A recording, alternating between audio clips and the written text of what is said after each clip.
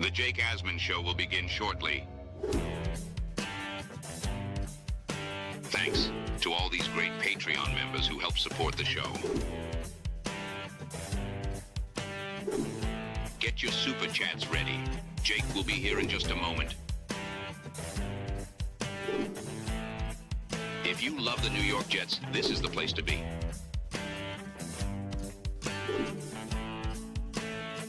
And now, the Jake Asman Show. Peter Schrager is doubling down on his David Bailey to the Jets take. He's not the only one doing it. The reason, though, should concern every Jet fan. We'll talk about that with Omari Brown from U Stadium and much more. It's the Jake Asman Show. The draft is finally upon us. 8 days to go. Let's hit it and get it started. Wish you could have been a Jet, Fernando. Let's see what happens. What's your message to the Jet fans in New York? Jets, Jets. A new chapter for the Jets has started. Aaron Glenn and Darren Muji are tasked with shaping the future of this franchise. Will they be the ones to finally get it right? We will be here for every step of the journey on the Jake Asman Show, breaking down all the storylines, every game, and everything in between. Please subscribe and hit the like button below. Super chats, baby. Cut the line. The Jake Asman Show starts right now. Here we go, Jet fans. Welcome in, everybody. It is indeed the Jake Asman Show presented by PrizePicks. Make sure you like the video and you are subscribed to the channel. We are just 30 subscribers away from 45,000. So big thank you to everyone who continues to support the show. We couldn't do it without you. Speaking of subscribers, we're past 3,000 on the brand new Jets Collective YouTube channel. Join me, ESPN's Rich Cimini, and longtime veteran New York voice, Brandon Tierney, as we talk Jets tonight at 7 o'clock. That's 7 p.m. Eastern. Episode 4 of the Jets Collective will be live. So make sure you subscribe to that channel as well, and you tune in and have a blast with all of us. Quick reminder, our draft party is 8 days away. By now you know, but if you don't, all the info is in the description for every video I have pretty much posted over the last month. RSVP, if you're coming, we'll put you in a raffle, a bunch of free stuff for people that are there. I'm bringing some swag with me. We're going to have a blast as we hope the Jets get it right. But I can tell you, when the doors open at noon, the party will get underway. With that, we say hello right now to a good friend of the show. He joins us every single Wednesday at this time from U Stadium. It's our pal, Omari Brown. Omari, welcome back. You're doing it from the phone today. I think the internet issues, fingers crossed. I think we're going to be okay. Listen, we're going to power through, Jake, because that's what we do. We got to be able to pivot, and change our philosophy a little bit. Seemingly that's what the Jets are doing according to all of the insiders. So yeah, I'm excited. What's up, ASMANIACs? Every Wednesday, you already know how we get to it. So yeah, man, let's jump into it, Jake. So let's get right to it. Peter Schrager was a guest on the Pat McAfee show, and Schrager has been in the past the most accurate mock draft prognosticator. He essentially talks to people around the league, does a mock draft, and then he does another mock draft right before the draft based on some of the feedback he gets from the first one. What's interesting, though, he didn't change his pick from mock to mock for the New York Jets at number 2. I'm going to play you the clip, and then we will react. Again, this is Schrager on Pat McAfee yesterday talking about the Jets at number 2. Process I go through is I collect as much information as I can, put out a mock draft, and then that mock draft informs the conversations that I have for the next 2 weeks. So what you're looking at on the screen is from a week ago. You could tear it up. I mean, honestly, you could tear it up. The amount of feedback that I've gotten saying this guy's too high, this guy's too low, they're not doing that. And then from teams directly saying, appreciate the thought process, but that's probably not the direction we're going. A couple things I would note here. Bailey, I will back up what I said. I believe Bailey is still the target number 2 for the Jets. It's the production score. A 98 production score out of 100. He had arguably the greatest college football pass rushing season we have seen, with maybe the exception of Myles Garrett, 2017, Texas A&M, and Aiden Hutchinson a few years back from Michigan. But this cat right here led the nation in sacks, was second in tackles for a loss, had 3 pass breakups, started 14 games. Everyone seems to think that if you are building a team right now and you need to hit it right on the fairway and you need a guy who's going to produce, it is David Bailey, and that seems to be the Jets at 2. So a couple things that I want to get your thoughts on, but the last part in particular, that's what bothers me the most. This should not be about, hey, we need to make sure we hit it straight down the fairway. Like, I don't want the safe pick at 2 if that's the only reason. I want the best player. I want the scouts and the coaches to come together and evaluate who they think the best football player is, not just for 2026, but for the next 5+ years. right? Like that should be the thought process. And maybe that is David Bailey. But Omari, that is what concerns me the most about this sudden change where you have Schrager, Albert Breer, Todd McShay, name your insider of choice, essentially saying, well, you know, Bailey's the preferred pass rusher in the Jets building because they need someone right now to help Aaron Glenn keep his job. If that's the reason behind the pick, it's a major red flag. This is not about whether David Bailey is good. It's about why the Jets would take him when you might actually think Reese projects to be the better player long-term. So I don't like the logic if that's why they're ultimately going to draft David Bailey second overall. Yeah, Jake, and I'm just going to say that you're absolutely correct. And I just want to preface this with saying that I don't have an issue with David Bailey, the player. I've said this from as soon as I started posting my breakdowns and my content on my page, that David Bailey is a phenomenal pass rusher. David Bailey is not a consolation prize. David Bailey had a pass rush win rate, Jake, of 41.7%. That's elite.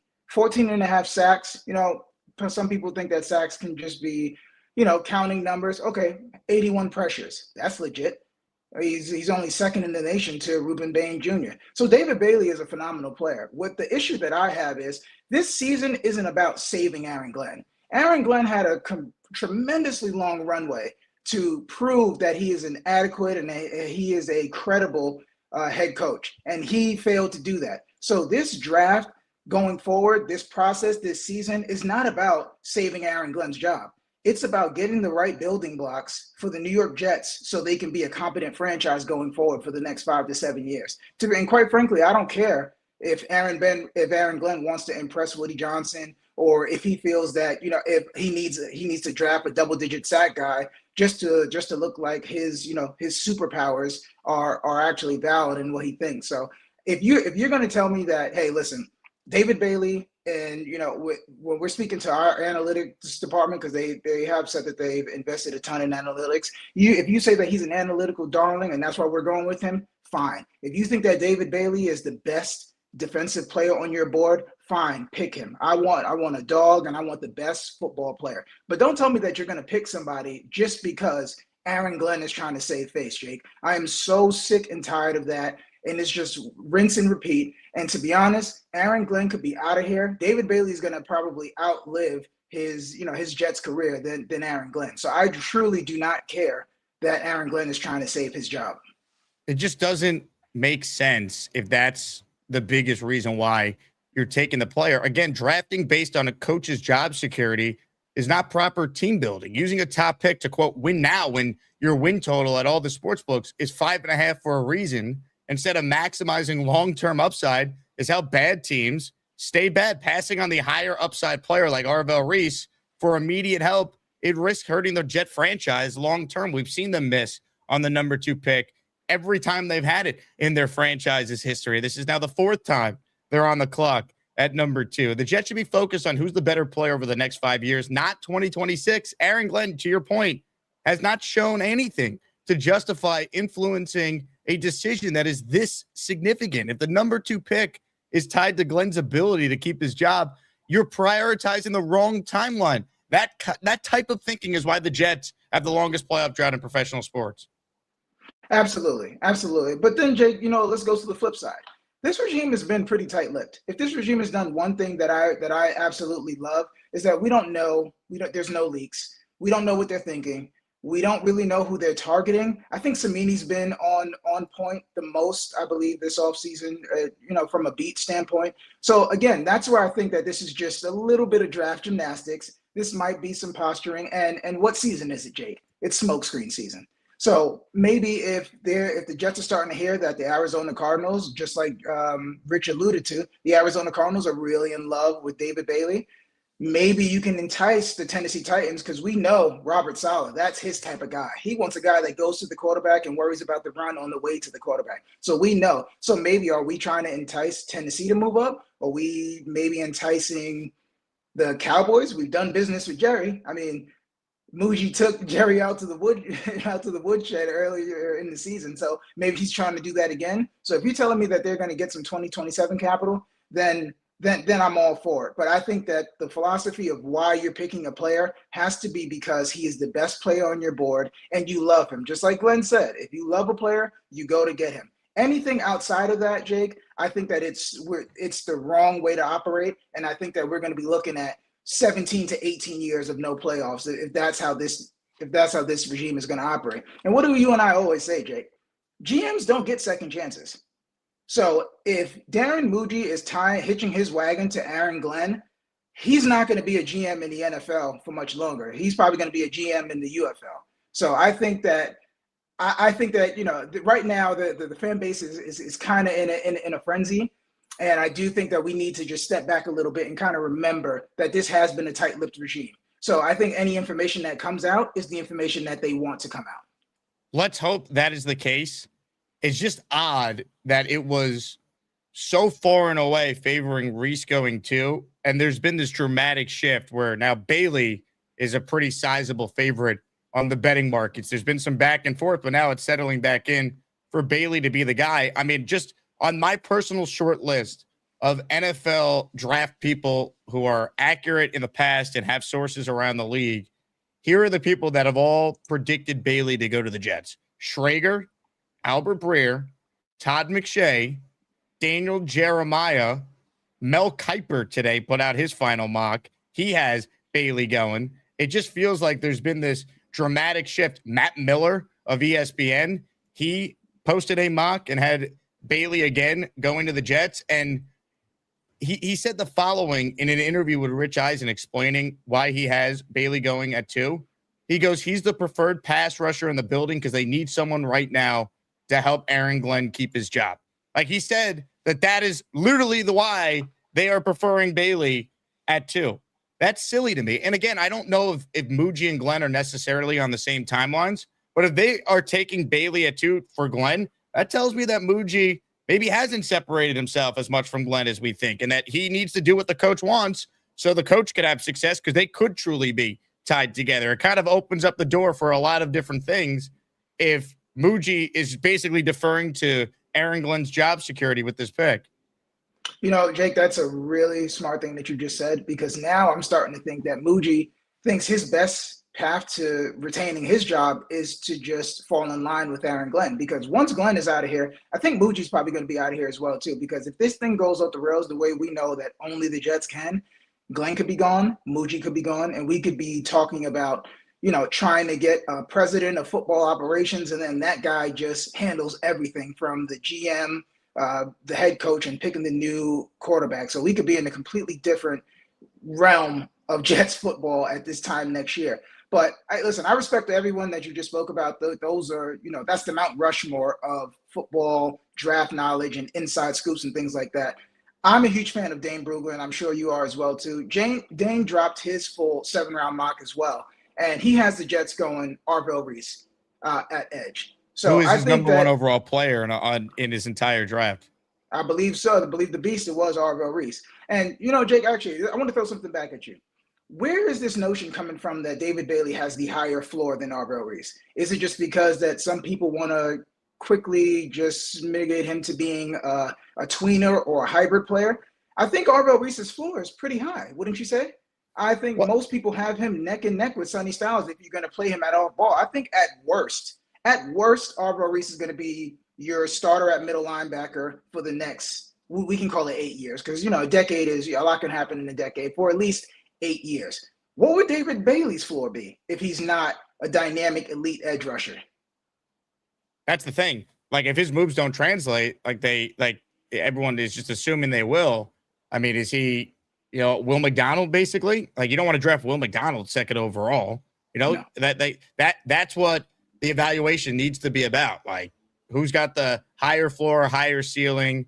What's the plan for each of these players? I mean, people, it's a little lazy. I mean, you studied the tape. People just assume, well, because Reese, you're projecting more. Bailey, you have a real position. You just line them up and you're 3-4, go get after the quarterback. Hey, take him because you know what you're going to get. But, like, if you're Aaron Glenn and you're taking over play calling and you referred to that as your superpower, why wouldn't you want the guy with the perceived higher ceiling who's the ultimate chess piece when you play in a division with Josh Allen and Drake May, right? And when you need game changers on that side of the ball, like Arvell Reese can be that guy if you're this great defensive-minded coach that knows how to utilize him, the way that another guy who coached a long time in the NFL, and Matt Patricia, the current DC at Ohio State, the way he was utilizing Reese in that Buckeye defense this past season.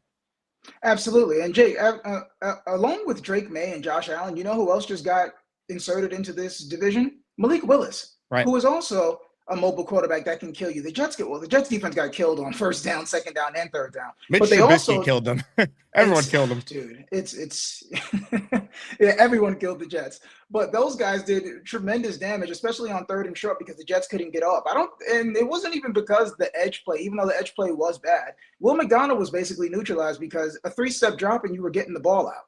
You know, and again, I know that they brought in all this personnel and they should be able to be very, extremely improved against the run, but you can mitigate a lot of that stuff with the quick 3-step drops, running the ball. And the biggest issue that David Bailey has right now is the point of attack defense and maintaining run gap integrity. So I don't get this notion to where Arvo Reese is just this huge, complete project and David Bailey is just completely safe. I understand that, but we're in a development phase. The Jets, Jake, I do not. There's a reason that the over under is at 5.5. Okay. And if I have my greenest shade of goggles on, I could maybe see the Jets squeaking out 7 wins, maybe 8 if you get Mahomes, you get the Chiefs without Mahomes, and you're going against a Justin Fields led Chiefs team. Maybe you could sneak one or something like that. And we know injuries happen in this league. I'm looking for foundational building blocks for the next 4 to 5 years. That's why I'm open to a Ty Simpson at 33. That's why I want to get an Arvo Reese at 2, because if this is going to be a year where all we're trying to do is just build a foundation, even though we're in year 2 of a regime, give me the 20-year-old guy that's willing to learn, is extremely hard on himself. I don't know if you guys have saw the Ben Solak breakdown. Extremely hard on himself, wants to do better. I mean, we're actually watching Arvo Reese improve in real time with some of these videos that they're now posting with past specialist Brandon Jordan. So I just think that, again, I like the player David Reese. I don't like the mindset or the reasoning behind taking that pick. Okay, this should not be, and I'm going to keep screaming this until next Thursday. This should not be about saving Aaron Glenn's job. He got paid $12 million to prove to us that he was worthy of being an NFL coach, 1 of 32. And we still have a ton of questions about this man going into year 2. And that is a big problem, Jake.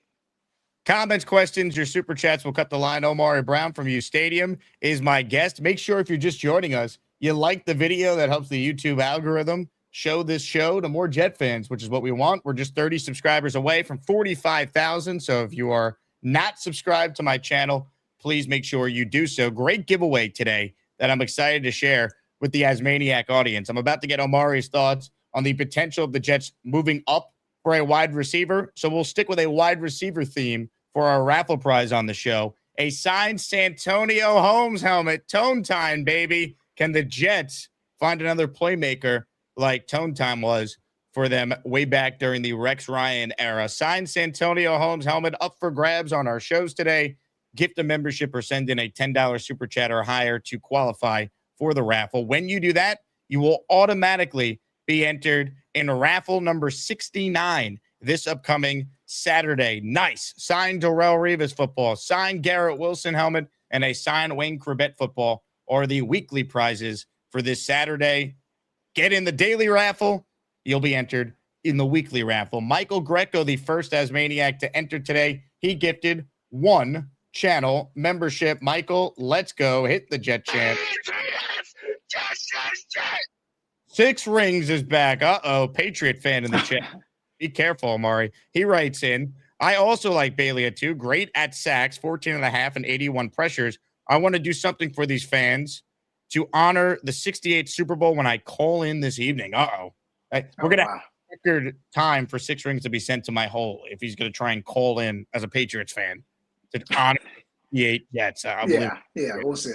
Yeah. Look, yeah, I like David Bailey as a prospect, and I'm not upset with the idea of the Jets taking him. I just don't like what's being put out there that, like, this is driven to save a head coach's job who, and let's be real, many, myself included, didn't think he even deserved a second year based on how poor he was in his first year. Yeah, exactly. And I think, and Jake, I just want to keep prefacing this because some people think that for some reason I've been tagged as the Reese guy. I'm a Jets fan at the end of the day, and I just happen to love, watching draft content. And Jake and I have said this over the last couple of weeks. We just want the best player. we may have a preference, but they both can be good. They both are really good prospects. Reese graded out as a 93 in the model that I'm building, and David Bailey rated out at a 90. So it's not like, I think David Bailey is some bum, and I just don't get that. But I do, like, there are a lot of variables that happen in college as well too. Because who's right behind David Bailey in pass rush production and win rate? It's going to be names like Keyshawn James Newby. Okay, I know a lot of you don't know who that is because you guys aren't sick of some of us. And then there's also going to be Nadame Tucker. Those are guys that are really good pass rushers and very productive pass rushers as well too. So if you're just looking at those counting stats, I think that you're little. It doesn't tell the full story. Now the pressures, yes, that's we can quantify that. We use that in the NFL. So when we say this 6 rings, it's not. And that's crazy. I just got that 6 rings. When we say that, we're not bashing any of these players. We like all these players, and that's the biggest argument for Ty Simpson. I think Jake and I wouldn't even mind Ty Simpson at the right spot. Right. But we would, and this is a question I've been asking in Jet Spaces. So shout out to the Jets commute really quick. Jake, let me ask you, if Sean Payton was the coach of this team, would you care if Ty Simpson was the pick at 16? I don't think I would like full bloom love it, but I obviously would understand. I would put my faith in the coach to say, hey, that's his guy. That's his guy. All right, get it with Bo Nix. Exactly. So for all you Asmaniacs out there, you heard it yourself. If Jake had a higher belief or a stronger belief in the coaching, he'd be on board with Ty. Same as with me. I don't want them to touch Ty until 33 just because who they have in the building. So sometimes, guys, it's not always about the player. We just have to take into effect, how everybody says that there's a Jets tax for free agency? I think that there needs to be like a Jets buffer when we're breaking down some of these prospects because, we have to take into account the ownership. It is what it is. I'm not here to bash Woody Johnson, but the ownership, you can take that and do with that what you will. And then you have to take into the current regime. And then you also have to take into this media market and also not being able to sniff the playoffs in a decade and a half. So all of that has to be taken into consideration when you bring in these 22-year-old kids. Comments, questions, super chats, cut the line. Omari Brown from U Stadium is with us. The link to call into the show is about to be pinned. And for those who are here for Asmaniac Madness, that will be this afternoon. We will have a big-time showdown between the defending champion, Mr. Bonesy, and Black Gypsy. The 3 seed Bonesy, the number 2 seed in the extraordinary region, Black Gypsy. The winner will face Gary 3D Boxing, who advanced to the Elite 8 yesterday in dramatic fashion, 51-49. Dave Brigga put up as great of a fight as you could imagine, but it was Gary, maybe with the help of some voting fraud allegations, moving on to the next round in Asmaniac Madness. Omari, this has been some tournament. Listen, I was watching. It was getting spicy, man. You had Beast in the middle. I was like, listen, this is going off the rails, man. Gary, a lot of people were coming at Gary, man. But, they were. I kind of like Gary. But what's this about, he's fluffing up votes? What's going on there, Gary? Well, I mean, we have him on video saying this, courtesy of the Addy Show. I need y'all to make 50 fake accounts, 50 burner accounts. They're not fake. They're real accounts. They're just burner accounts. And then go vote for me from all 50 accounts. Unbelievable. Ooh, Gary. Come on, Gary. So, yeah, I know Asmaniacs, they were letting them have it, man. And then Beast was letting them have it, too. I don't know, Jake. We might have Beast to was change the one who sent me that shit. clip. He actually sent me an email with that clip. Detective Beast. I don't know. Maybe next year we have to change that, man. I don't know. I know. Boosting up votes with the burners, Gary. You're better than that, brother. You know that. Super chats, cut the line. Shout out to Bang Mateo, who says, what's rinse and repeat is some Yahoo mocks a player like Cooper at 16, and the next day all the parakeets start saying he's worthy of 16, and he is not. Bang, welcome to draft season, man. Everyone's got a million different opinions on all these players. And if you don't like the content from whichever show you're tuning into, it's free. You don't have to watch it. Yeah, and again, listen, in this draft, and I'll just say, look, Peter Schrager posted this 45 minutes ago. Text from a respected NFL GM in response to a heated discussion we had on the Schrager Hour over whether a team can take safety downs in the top 5. Quote unquote, throw positional value out this year. So again, in a draft where most people only have 12 blue chippers, you're going to get a lot of guys that are going to be pushed up. Here's a name for you that fans, Asmaniacs, that you guys might hear pretty early on during draft weekend. Malachi Lawrence, edge out of UCF.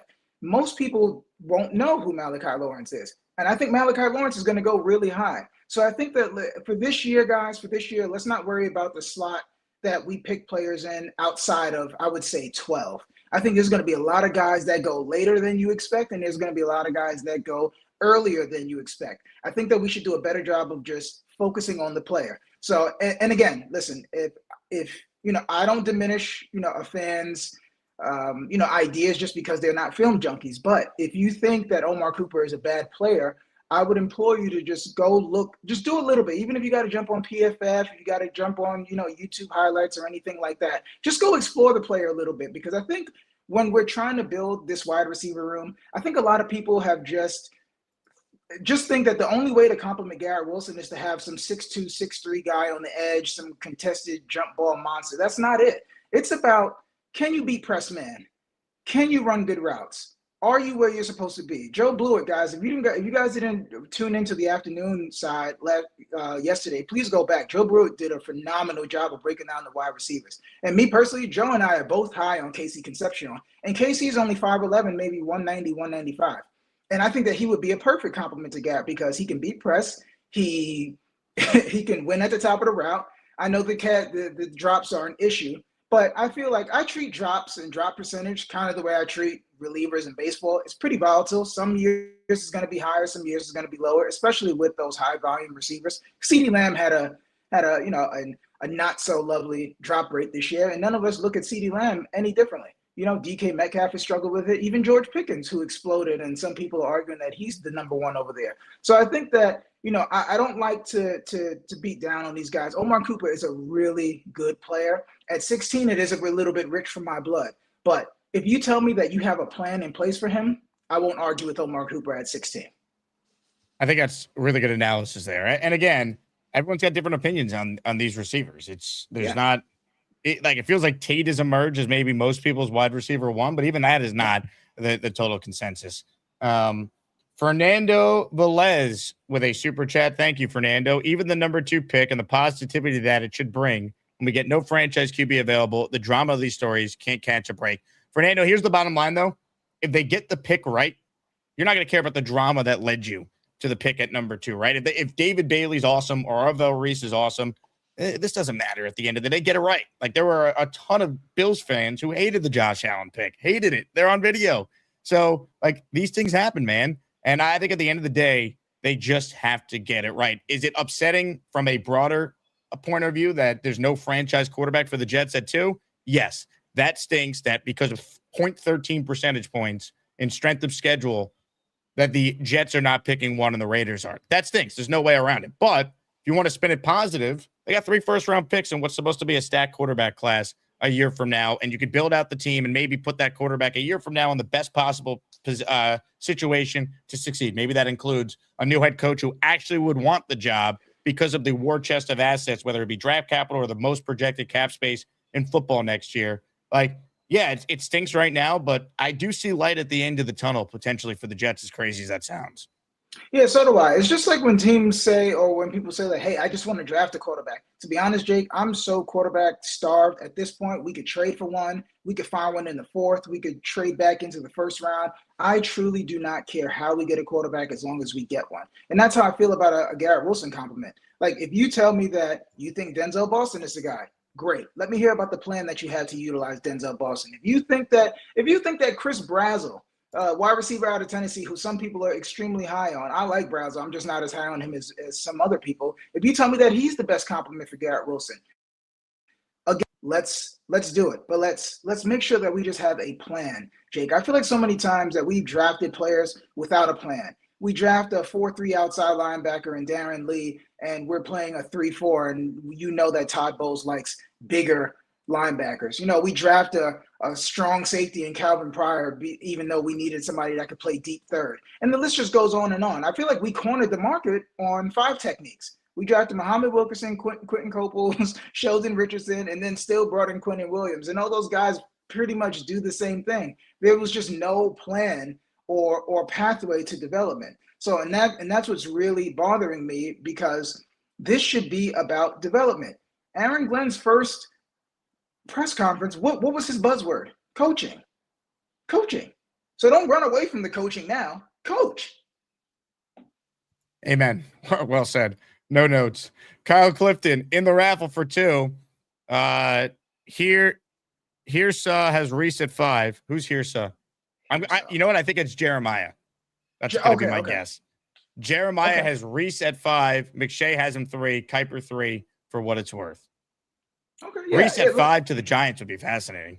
Yeah, it would be. It would be. He actually fits them because then he could play they can get all those edge rushers. They could get Burns, Reese, and Abdul Carter on the field at the same time. And even in some sub packages, you could probably get Kayvon Thibodeau in there as well, too. So that actually does work out for them. And to be honest, pairing Tremaine Edmonds with Arvell Reese would be pretty exciting. Those are two, I call linebackers like them predators. They're just big. They can move around. They remind me of the Predators. They're like some Youches out there. So I think that would be a pretty cool and fun. I'd be jealous because I'm a Jets fan, but I think that would be a great pick for them.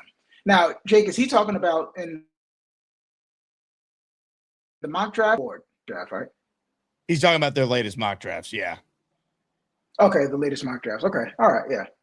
The Giants at 5, I'm fascinated by what they do. If Love is there and they take him, that would be like, wow, they're going like for the splashy toy again after they tried it with Saquon years ago at 2. They could go downs and take a safety a lot higher than most think you can. But, I mean, Harbaugh could say, I had Kyle Hamilton in Baltimore. Would you rather have him or Kayvon Thibodeau, who's picked in the same spot we're in again this year? They could take Sonny Styles, who I would personally take if I were them. Like that, the Giants at 5, they're going to get someone really, really good. Really good. And to me, like, and Jake, you'll see me. I'm going to change my tune as soon as we get a young QB in here that's worth a damn. I'm all about either protecting that guy or lightening his load. So if you tell me that's Carnell Tate, if you tell me it's Francis Maui-Noah just to fortify the protection, if it's Jeremiah Love, everything should be as much as it's about development in the future for the Jets. It is about protecting and nurturing and developing Jackson Dart. I think that should be at the very forefront of whatever the Giants are doing. So, Malik Neighbors, he's still coming back from that injury. I would love for them to pair, Malik Neighbors with Carnell Tate or Jeremiah Love. I think that, listen, that's another fan base, even though they've had more success for us. I hope that they do have their QB. But that's the same thing I feel about the Tennessee Titans. I don't even understand why edge is even in the discussion for them, because this is all about making sure that Cam Ward is who most people believe that he is. Super chat from Ozzy in our Santonio Holmes signed helmet raffle today on the shows for 2. Why not take Bailey at 2 and then trade up and take Reese at 4?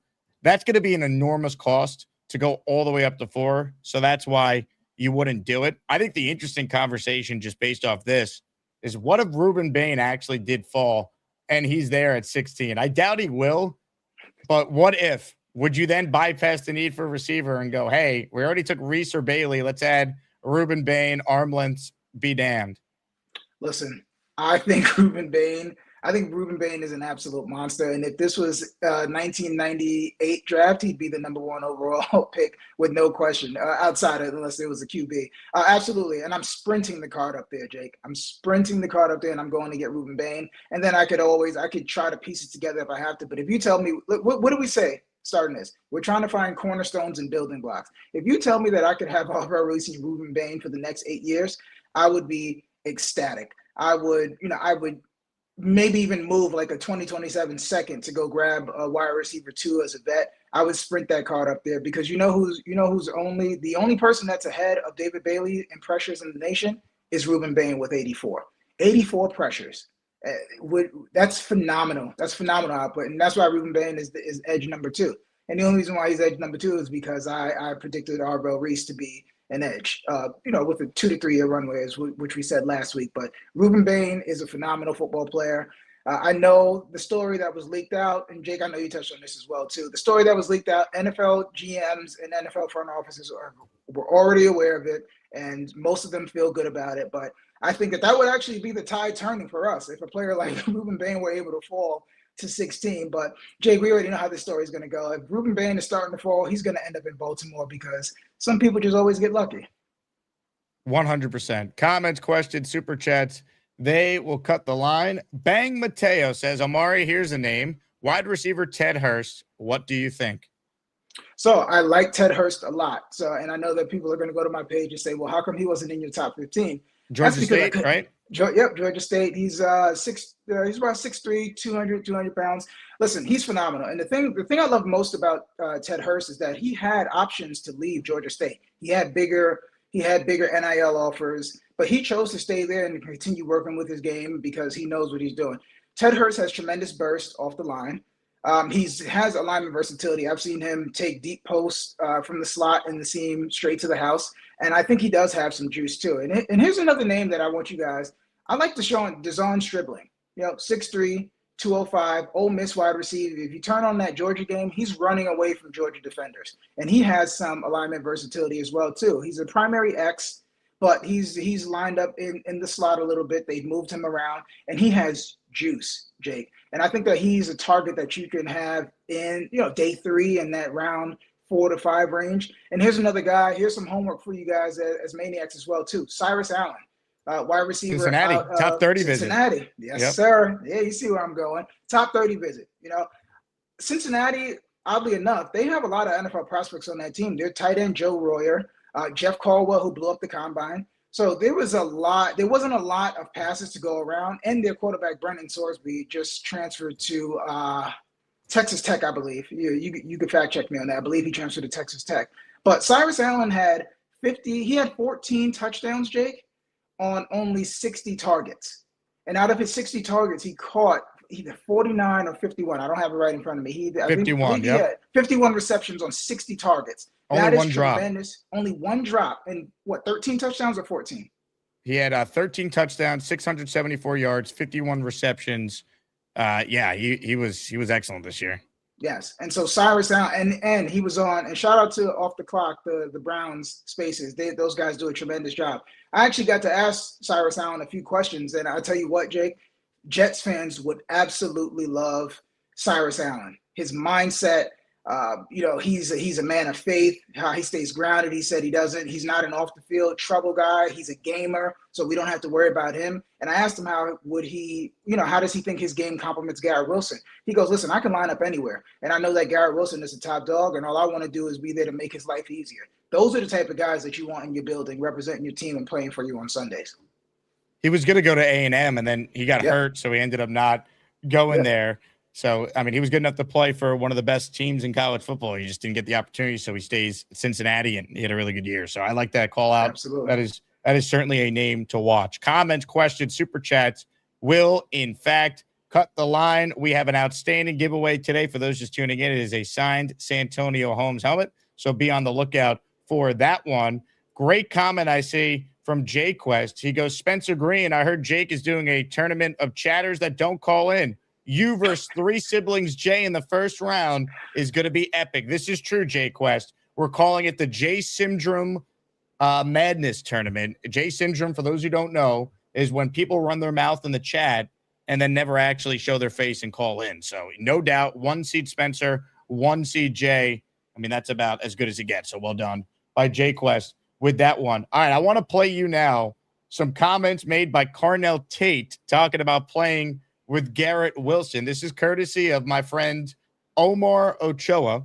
All right. Or she's Omar Ochoa. I was thinking of Omar Cooper Jr. This is courtesy of my friend RJ Ochoa. RJ works with SB Nation. He had a chance to do a one-on-one with Carnell Tate, and he asked him specifically about Tate playing for the New York Jets with Garrett. We'll play it and then react on the other side. The team I've seen you connected to more than anybody else is the New York Jets. And another Buckeye wide receiver plays for them in Garrett Wilson. And he has said that he would love to see you play for the Jets. Your thoughts on the idea of playing with Garrett Wilson with the Jets specifically? It'd definitely be a blessing to play with Garrett. He's done great things at Ohio State, and he's also done great things in the league this far in his career. So it'll mean a lot to me just playing with a former Buckeye who I watched growing up, and then who also added to the success of Zone 6 and Buckeye talent and OSU being receiver U.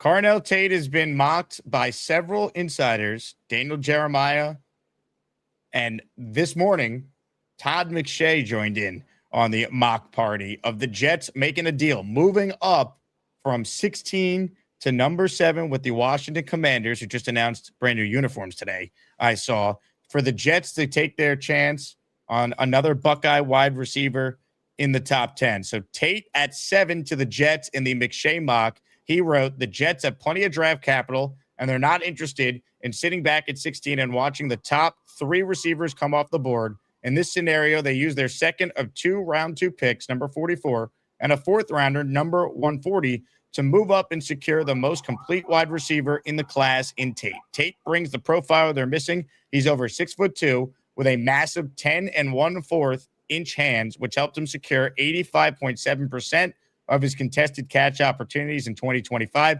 He's not a pure burner with 4.53 second 40 speed, but plenty of top NFL receivers have lived in that range, and Tate wins where it matters as an exceptional deep route runner with strong ball skills. With Tate at X and a healthy Wilson at Z, the Jets would finally have the kind of perimeter firepower needed to stabilize the offense and properly support a future franchise quarterback from the loaded 2027 class. Your thoughts on this trade and the analysis there from Todd McShay? To be honest, listen, not to toot my own horn, I'm just glad that the major media is starting to catch up, because you were the first on this, Omari. We talked about this at the combine together. Thank you. Listen, thank you, Jake. Let's clip this up and send it out there, because sometimes I just like to go on a victory lap. But listen, there's no way, if you feel that there's only 3 receivers with first-round grades, that you should sit at 16 and allow somebody and just sit in the chair and allow somebody to take the player that you want. I would even try to trade up to 6 with the Browns. Okay, I would try to trade up to 6 with the Browns, because I think that that's going to be the first spot where they start to consider a wide receiver, or Carnell Tate, who I think is actually a perfect fit for them right there. There's no way, with all of this draft capital, and you still have 3 1s next year, Jay, you can always move back from 33, because you were the first person that came in spaces and when I got to speak to you and said it's the most traded pick of the draft. Yep. Why would you sit there knowing that somebody's going to want to come up after the board's been reshuffled and reset and not move up and go get a guy? And again, if you could get an elite edge rusher in David Bailey, or an elite chess piece in Reese, and then you can go get a high-level wide receiver 2 or a wide receiver 1B. I want to get a guy in here after week 8. We're like, wait, is Garrett the number 1, or is Tate the number 1? Or is Tyson the number 1? Those are the type of questions that I want to ask. I'm tired of asking the questions, how come we haven't gotten Garrett the ball, and it's the end of the second quarter, and we don't get him the ball unless it's some Fugazi speed out in the 2-minute drill. I want to put pressure on the defense. Right now, there's no one on this offense that scares his defense besides Breece Hall, who some believe probably doesn't even want to be here, and Garrett Wilson, who gets double teamed and has to fight for his life just to get crumbs in this offense. I want the defense to dictate to the offense, and I want our offense to finally dictate to the defense. I've been on this from the beginning.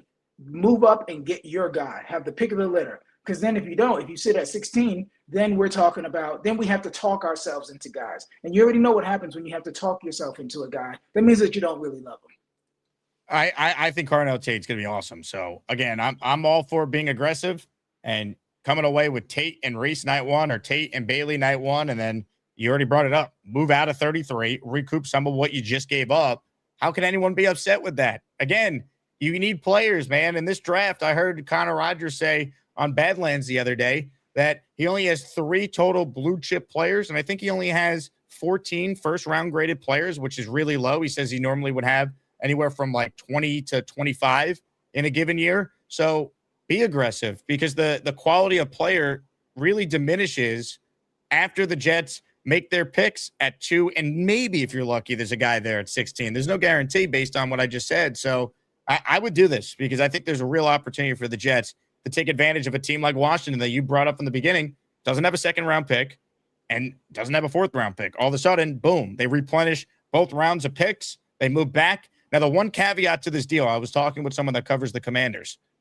Washington, I believe, would take Jeremiah Love if he's there at 7. That's apparently the guy they want. So if you're a Jet fan who wants the Jets to make this sort of trade-up, you would need Love to go before the Commanders are on the clock at 7. Otherwise, I don't know what the Jets could offer to get Washington to say yes. They might just take Love. Quinn's coaching for his job. They have Jane Daniels already. They're going for it this year. So that's the one caveat to this deal. I think Washington would take Jeremiah Love if he's there at 7. If he goes before 7, I've been told that this trade could definitely happen. Yeah, well, listen, Jake, I want to live in Jake and Omari land, and in Jake and Omari land, Jeremiah Love goes either 4th to help Cam Ward or 5th to help Jackson Dart. So we're not even thinking about that. All right. But no, I do understand that. And the reason that I chose the Commanders as a potential dance partner is because they pick at 7. And then just like you said, no second rounder, no fourth rounder, 7 to 71. That is a lot of time to sit there and not have, to watch a lot of players that your scouts are going to love and be banging the table for just go off the board. So I think that it just makes too much sense. I think Jeremiah Love is a top 5 pick. And it's really interesting that you said that. And I respect Connor a ton. And this isn't the draft, guys, because now I'm starting to see, some fans want to trade down with the Cowboys at 12 to 20 and something like that. With most of our respected draft analysts and people that we trust, them saying that they only have 13 blue chip grades, why would we ever trade down in the first round? This is a draft where you need to be aggressive. And I've been told by somebody that I really trust that the Jets are trying to be aggressive. So this is one insider take that I do buy in for all the right reasons. I love it. Comments, questions, super chats, cut the line. Omari is with us from U Stadium. Make sure you guys follow all his work there. TH3 Entertainment, who won a Chad Pennington signed helmet on our show the other day. TH3, congrats again on that. If we leave round 1 with Bailey and Cooper, just fire Muji and Glenn now. It is the time to be aggressive and go for the highest ceiling and talent. Look, Bailey and Cooper might be fine players. I don't know if that is going to be the sexiest draft, but you can't say that. We got to see how it plays out ultimately. Yeah. I'm a Reese guy. I would take him over Bailey, but I'm not anti-Bailey. I think Bailey's really good. I just love what you could do with Arvell Reese. So that's kind of my thought. And look, I like Cooper. I do agree with what you said earlier, though, Omari. I think 16 is a little rich to take him. But again, if you're the Jets and that's such a need, sometimes you got to overdraft a little bit because Alec Pierce is a good player making $29 million a year now. It's hard to figure out wide receiver. The Jets have a 1. They need a 2. I think Cooper could do that. Ideally, you don't have to take him at 16. Maybe you can move out of 16 and then take him. But that might be the cost of doing business in today's NFL. Yeah, for sure. And, listen, thanks for the super chat. Thanks for watching. We love all the support. But again, I think that we need to do a better job of realistic expectations for a lot of these players that we draft.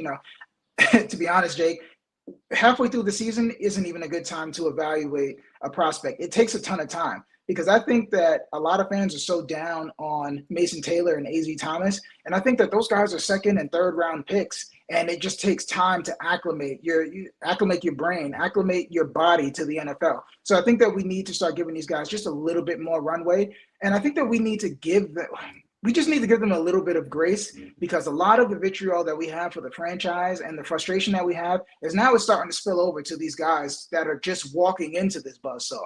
So I think that, last year, people say that it was a bad draft. I don't think it was a bad draft. I think it was a safe draft. And we've talked about this. We couldn't even fully evaluate Mason Taylor because we couldn't throw the ball. We couldn't fully evaluate AZ Thomas because he got hurt. So if you look at Membu, if you look at what Malachi Moore did for his draft slot position, I do think that it was a good, safe draft. This is the year. You're right, Entertainment. You're right. You want somebody that you can get excited about. But I do think if it is David Bailey and Omar Cooper, let's do it. We ball. Let's ride. Let's do our thing. But again, if David Bailey doesn't have double-digit sacks, it doesn't mean that he's a bust. If Omar Cooper doesn't exceed 900 yards, that doesn't mean he's a bust. We just got to give these guys time. We just got to give them time. And I know that we've given them 15 years, but David Bailey and Omar Cooper don't have anything to do with that. Those guys were in grade school the last time we made the playoffs, so they don't have anything to do with it. Ladies and gentlemen, a super chat from Paul Fiore. What up, Paul? He's in the raffle for What's 2 up, today. Paul? He says, I'm a big fan of Omari, but we disagree here. Lemon, Tyson, and Tate are tier 1, but Cooper, KC, and Boston are all solid. Also love Sadiq. Just feels too rich to give a 2nd and a 4th for Tate. Yeah, and Paul and I went back and forth on this, and shout out to Paul. He does a good job as well. Always good discourse. You can disagree. But again, in this draft, I don't want to sit there and trade back and then, we try to recreate the production in the aggregate. The whole thing from Moneyball, because Paul, I want them to go get more of a sure thing because I just don't trust them to draft. I mean, hell, this is the same regime that drafted Arian Smith in the 4th when there were a ton of other guys that were better than them. I don't want to pull it up right now and rehash and make myself mad before noon. So I won't do that today. But this is the same regime that drafted Arian Smith and said that he was going to be, Jamison Williams because of coaching. And Arian Smith is now the fastest gunner in the league. And now we're happy that he's a tremendous gunner. So, Paul, I do understand what you're saying, but I think that I would say the margin for failure is much lower with Lemon, Tyson, and Tate over, guys, when you start going into that next tier. And just like Connor Rogers said, if there's only 13 blue chippers, you're going to have to reach for a guy. So at that point, you might as well reach for the guy that you like. So I'm not a fan of comparing other draft classes. I'm only comparing these guys to the class that they're in, because if you want to start comparing them to generational classes, some of these guys are going to be second-round picks. You can only pick the guys that are available to you at the draft class that you're picking in. So shout out to Paul, though. Comments, questions, super chats, cut the line. Appreciate everyone watching our show live. Over 330 of you in here. Make sure you like the video. Make sure you subscribe to the channel. We are presented by PrizePicks. I'm on a roll right now, Omari. Another prize pick evening that I won, baby. $10 turned it into 14. 2-pick power play. Needed one judge strikeout. Needed one strikeout from Jorge Soler. We don't need to talk about the actual game. The Yankees stunk last night and were awful. But, hey, if I'm going to have to watch the Yankees lose, at least we'll make money doing it. So Soler and Judge each striking out at least once help me turn $10 into $14. Make your own picks. Do whatever you want. Any sport. Mix and match. We'll have some draft stuff next week for everyone with PrizePicks. Play $5. You'll get $50 instantly in lineups. Just use that code HMA and make sure you support our brand new presenting sponsor. I will have our latest lineup this afternoon on our second stream for everyone to follow along once the Yankees, maybe even the Mets, post their lineups later today. Comments, questions, super chats, they cut the line. This one is from Jiu-Jitsu Recovery, which is Purple Belt Mike. Mike, change your name to PBM so everyone knows this is you. If only 13 blue chippers, why would the commies trade number 7? Well, they might have a different view on the draft class in general, but you're confusing blue chippers, PBM, for first-round graded players. Blue chippers is like, supreme talent, doesn't come around all that often. Connor Rogers in his big board only has 3 of those players, right? He has, I think it's Reese. I think it's I think Styles. Yeah, I don't want to misspeak. I think it's Reese, it's Downs, and it's Jeremiah Love. Those were his 3 blue chippers. He only had, I think he said 12 or 13 first-round graded players. So that's the difference. The commies would potentially want to trade out because maybe they have 16 or 17 first-round graded players. Or maybe they just go, hey, maybe they're not first-round graded players, but we can still find someone we really like at 16. And, we're getting an extra second-round pick where there's a lot of depth at a position we need. We're getting an extra second-round pick. We now could take a safety where it's deep, or defensive tackle where it's potentially deep, or linebacker where, we don't know how they view guard. Yeah, right. We don't know how they view the talent, and they're getting a forward. So that's why they would do it, because they don't have right now a second or a fourth. They need picks. They need cheap labor because they went all in a year ago, traded a bunch of picks. It didn't work. They're in cap hell. This is how you get out of it, by finding cost control players that can help you. Yeah, and they were one of the oldest teams in the league last year. And if you look at a lot of their, and they went shopping in I don't want to call it the clearance flag, in the bargain aisles. They were at Burlington Coat Factory. They were in the bargain section. So they were trying to get younger. So now they're going to have more opportunities to put younger talent that's going to be around for Dan Quinn, and hopefully, their GM for the long haul. That's why you make that. That's why you make that a trade like that. And if they've identified Jeremiah Love as their guy, instead of taking a guy that they don't really love, just move back a little bit, reshuffle your board, and then start to do what this draft should be lauded for, and that's the depth. You could find a tackle. All right, you could find a guard. Vega Ioane might still be on the board at that point in time. And then, just like you said, Jake, you could find a safety. You could find Bobby Wagner's replacement or somebody to play next to him. There's a couple. There's going to be a lot of good players from this draft from rounds 2 through 4, and that's why you saw the Miami Dolphins take all those picks on day 2, because this is a build out your team draft. It's not going to be too many guys that come in and change your franchise. That's going to be like those guys that are in the top 6. But there's going to be a lot of guys that come in here. You say, damn, that guy was a 3rd-round pick, and he's already made a Pro Bowl, and now he's a captain. You're looking at year 3. There's going to be a lot of those type of guys over guys that we say, man, this guy is a first-team All-Pro, and he's really changed what we do at the position. Comments, questions, super chats, we'll cut the line. This one is from Jedi View, who says, Omari, what do you think about Skylar Bell and Jacoby Lane And Joe Fagnano, in my opinion, is a sleeper QB for the Jets. Fagnano's the UConn quarterback, right? Yes. Sleeper QB. So I love Skylar Bell. Skylar Bell's in my top 15. I think we talked about him last time. Huge hands. Skylar Bell has huge hands. My fiance was making fun of me for that. He has huge hands, so sign me up. He has 10-inch hands.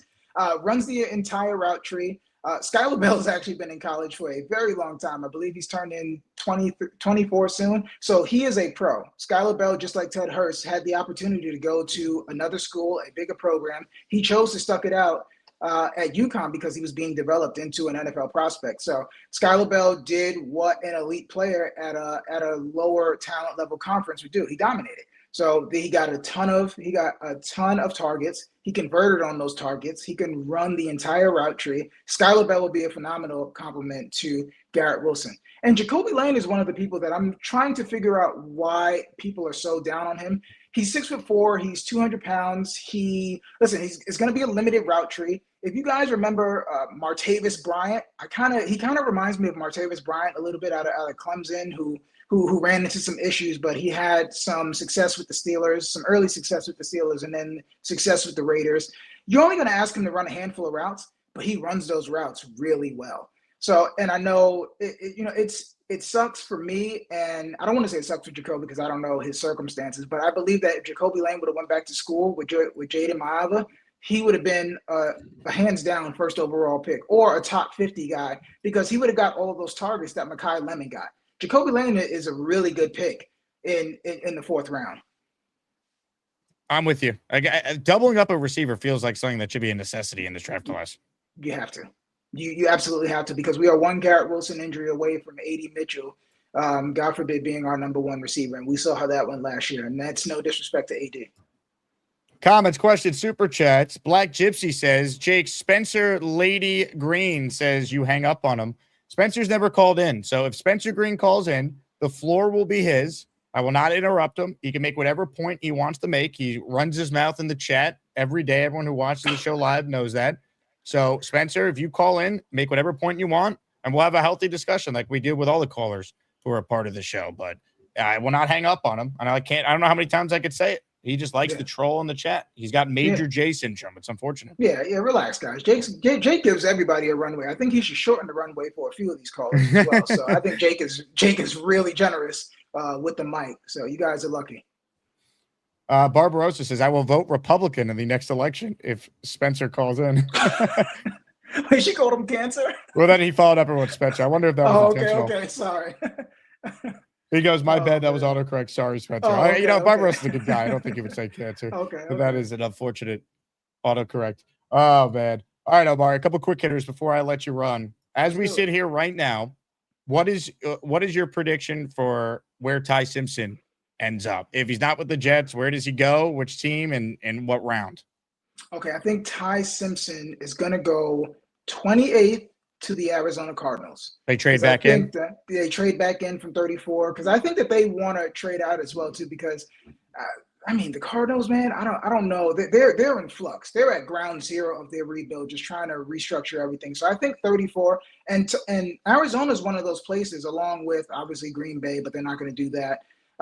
The LA Rams, Arizona, and I would say the Steelers as well too, but I'm going to say around 26 to 29, the Arizona Cardinals jump back in. Mike LaFleur gets a guy that he actually wants to work with, a guy that understands pre-snap what needs to be done and can get rid of the ball quickly. He gets to sit for a year under Jacoby Brissett, let Jacoby Brissett take a beating behind, that offensive line they have good receiving weapons, but maybe you don't have the strongest run game. I think that would be a great spot for Ty Simpson. And I think that year two, we would see a really good quarterback because he has that environment around him. So I'm going to say 26 to 29, the Arizona Cardinals move up and to jump anybody that's looking to reset their board and trade up with the Jets at the beginning of day two. So let's go Arizona for Ty Simpson, end of round one.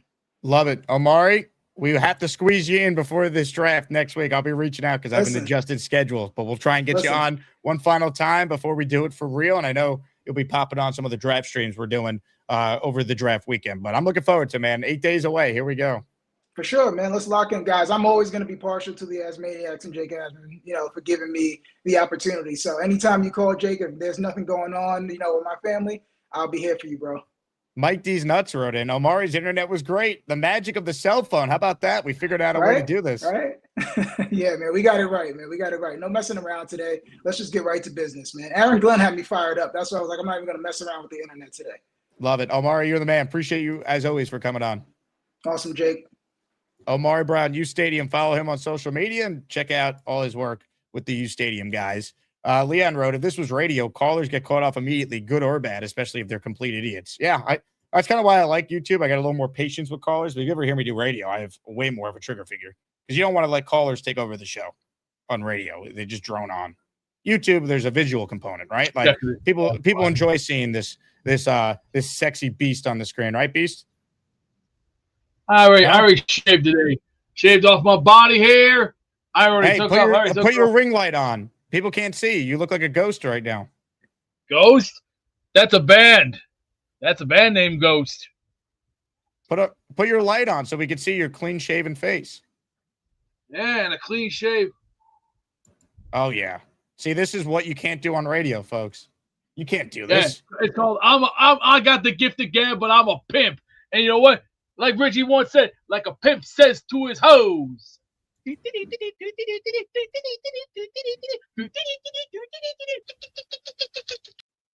Ladies and gentlemen, we're going to get to your calls shortly, but there's something that needs to be played before we do. It has been some tournament. Asmaniac Madness has lived up to the hype and then some. The other day, we had an instant classic between the big fella and the Australian Jet fan, head-to-head, in a matchup that was highly anticipated and lived up to all the hype. I'm going to play this short video, and then we hear from the champ, Mr. Bonesy, on the other side. Your call's coming up right after this. Me, the Australian Jets fan, we're taking on the big fella. Footy stubby, set hut. This city breathes in fear, a suffocating poison in the night air. They think the darkness is their ally, a cloak for their corruption. But they've forgotten what truly lurks in the shadows, the power of fear when it's turned against them. Soon, they will be reminded. The Bat Fella has returned. President Asman, it is great to be with you today. I was sent by Commissioner Peter Castro to check out the voter fraud that is going on in the Dark Alliance region. The Flatulator has been fully rehabilitated. He has joined the trans team community, and he will be a valuable asset to that marginalized community, the trans team. Now, I smell the criminality everywhere. I had to investigate the matchup between AJF, otherwise known as Captain Outback, and the Diddler. Can you hear me? Good job. And there seems to be some vote miscalculation. Jacob, can you please put the picture of the Diddler I sent to you on? Sir, yes, sir. I am pulling up the picture of the Diddler right now. That's Captain Outback. Here is the Diddler. The Diddler. The Diddler has been throwing lavish sex parties down at Rowan University with unknowing victims. Okay, he has made a shortage of baby oil. He put baby oil Can you hear all me? over. It took me a hard time to get him down. The Diddler is also in the trafficking of narcotics, which I found massive amounts of this. Now we know why he speaks so quickly. Okay, it was hard to take him down because he fights like this. It was very hard. It's like he's slapping young children in the forehead. You have convinced an entire continent that this actually tastes good. Your mind control over the kangaroos, holding AK-47s. You were going to use them against the nations of America, and we can't have that in America. Hey, keep firing! I found the sick and twisted scientific project that you have come up with. You have now turned an alligator and a ladybug so they can fly and chop people's heads off. An alligator mixed with a ladybug. You are a vile criminal. The Australian people should not be eating this shit. Here's evidence of the Bat Fella experimenting on animals to frame AJF. He's corrupt. He's a menace. This was just sent to me. Do we have a kangaroo killer on the loose? To the fire with you! What the hell is going on? Your drugs are not keeping you awake anymore. The Adderall is now gone. You can't have it anymore. There's evidence of the Bat Fella working with the Diddler in order to try and frame me. The Bat Fella is a lunatic. He's trying to divide us all instead of bring us together. Your lies will not influence. It will not influence the chat. You know why? Robin brought me you. You're powerless now. You know what else he brought me? What? Your helmet. Robin? Robin. Because you're evil. Throwing kangaroos into a volcano. What a horrible Look, you're crazy, man. You're part of the trans team community, and we fully accept you. The lies are outrageous, and I can't believe that the Bat Fella is trying to mind control everyone in the chat with this cube. This gets over, bro. I'm just playing. Ladies and gentlemen, shout out to the big fella, an Australian Jet fan. That was awesome. Yesterday was crazy too, for all different kind of reasons. Gary and Dave Briga, mano to mano, 51-49 the final. Then this afternoon, who's going to play Gary? The defending champion, Mr. Bonesy, or the 2 seed in the extraordinary region, Black Gypsy? Ladies and gentlemen, we hear from the champ right now. The only thing worse than the New York Jets is cheap ass shoes and head coach blues. At least we got Muji and some first round picks. Jake, my brother, I'm trying to get hype, but this team sucks, and Joe Bonesy needs me to sell new flippers to this fat dumpster fire. Jake, my brother, Mr. Bonesy. I just want to say quick, my brother just got in the chat. I couldn't answer his text because I'm on call. Joe, I'm going to BJ's on Friday to the wholesale club. Don't get all crazy. Just letting him know. You know, I just before me and Gypsy was on Shine's channel last night, and he was really hitting Frank Reich under the belt. And we'll battle about Frank Reich whenever Gypsy calls in. But I did want to say one thing quick. I think Salah's wide 9 scheme kind of spoiled and scrambled our thinking about rushing the passer. And I'm not saying like I have a huge, weight towards either Reese or Bailey, even though I do lean towards Bailey. But before the wide 9 scheme came and Bryce Huff came out of nowhere and we were all hyped when we drafted Jermaine and what Will McDonald's has done, we have not had a pass rusher since John Abraham. I mean, we go Wilkerson and Jordan Jenkins and Calvin Pace and nobody. I mean, nobody. So I feel like if we didn't get scrambled by the wide 9 and a couple having some success with some pass rushers, I don't think this would be a bigger argument. Like, I get the whole thing. Like, we don't want, Glenn to draft Bailey because he's, wants the instant success. But maybe he's just looking at like, yo, man, I just want 10 plus sacks a year. And if Bailey's 10 sacks a year plus proof, then maybe that's how they're looking at it. I know Reese can develop into Mekhi Parsons or whoever we want him to, but he hasn't shown on film that he can. I know he didn't get the chance to, and I know all the arguments, but maybe that is the reason why they're leading more towards Bailey, just because they want the sure. And I feel like if this was us a couple of years ago and we were trying to decide between a potential guy or a guy who knows how to rush the passer, I think we would have all wanted the pass rusher before we got our brains scrambled by Salah. So I'm just putting that out there as a food for thought for people, Again, I understand taking the player because he's really good. I don't like doing it because of Aaron Glenn. And that being the reason, and that keeps getting regurgitated by people who are plugged in. I don't like that. Like that's not how you should run your team, and that causes me to question the dynamics of the organization, right? Like Muji, and if he feels Bailey's the best player, fine. But like, is Muji really just drafting Bailey because that's what looks good for Glenn? Like that shouldn't be the thought process. That can't be. I just think it's speculation, though. Like, if they want Bailey, Let's hope it's a drafting- smokescreen. Let's hope they want it out there that they're Yeah. going Bailey, and then another team that really wants Bailey is like, wait, we'll call the Jets. Let's see if we can get up there. Maybe Arizona really wants Bailey, and the Jets want it known they're going to take Bailey to see if Arizona will flip them a pick so they can move from 2 to 3 and then take Reese, who they wanted all along. We don't know. Yeah, and it's smokescreen season, and we're putting out the smoke. We got the pick for people. If you want your guy and you want to guarantee it, I mean, I know it's not probably going to happen, but someone could trade up. I mean, and for the people saying Muji, I heard Omari say Muji's gone with Glenn. I think that's completely BS. I think Muji has solidified himself as a good GM, and the only way I see Muji going anywhere is if he drafts Ty at 16 and misses. And that's another reason why I don't think it'll happen. I've said it yesterday. I think we'll be. You heard it here first. I think we'll be trading into round 2 for one of the quarterbacks. I don't have a preference, but I do think we'll be drafting one of those guys that played. The year prior was slotted to, touted to be the number 1 quarterback. So I think that's going to be our plan. But, Are you nervous for this afternoon?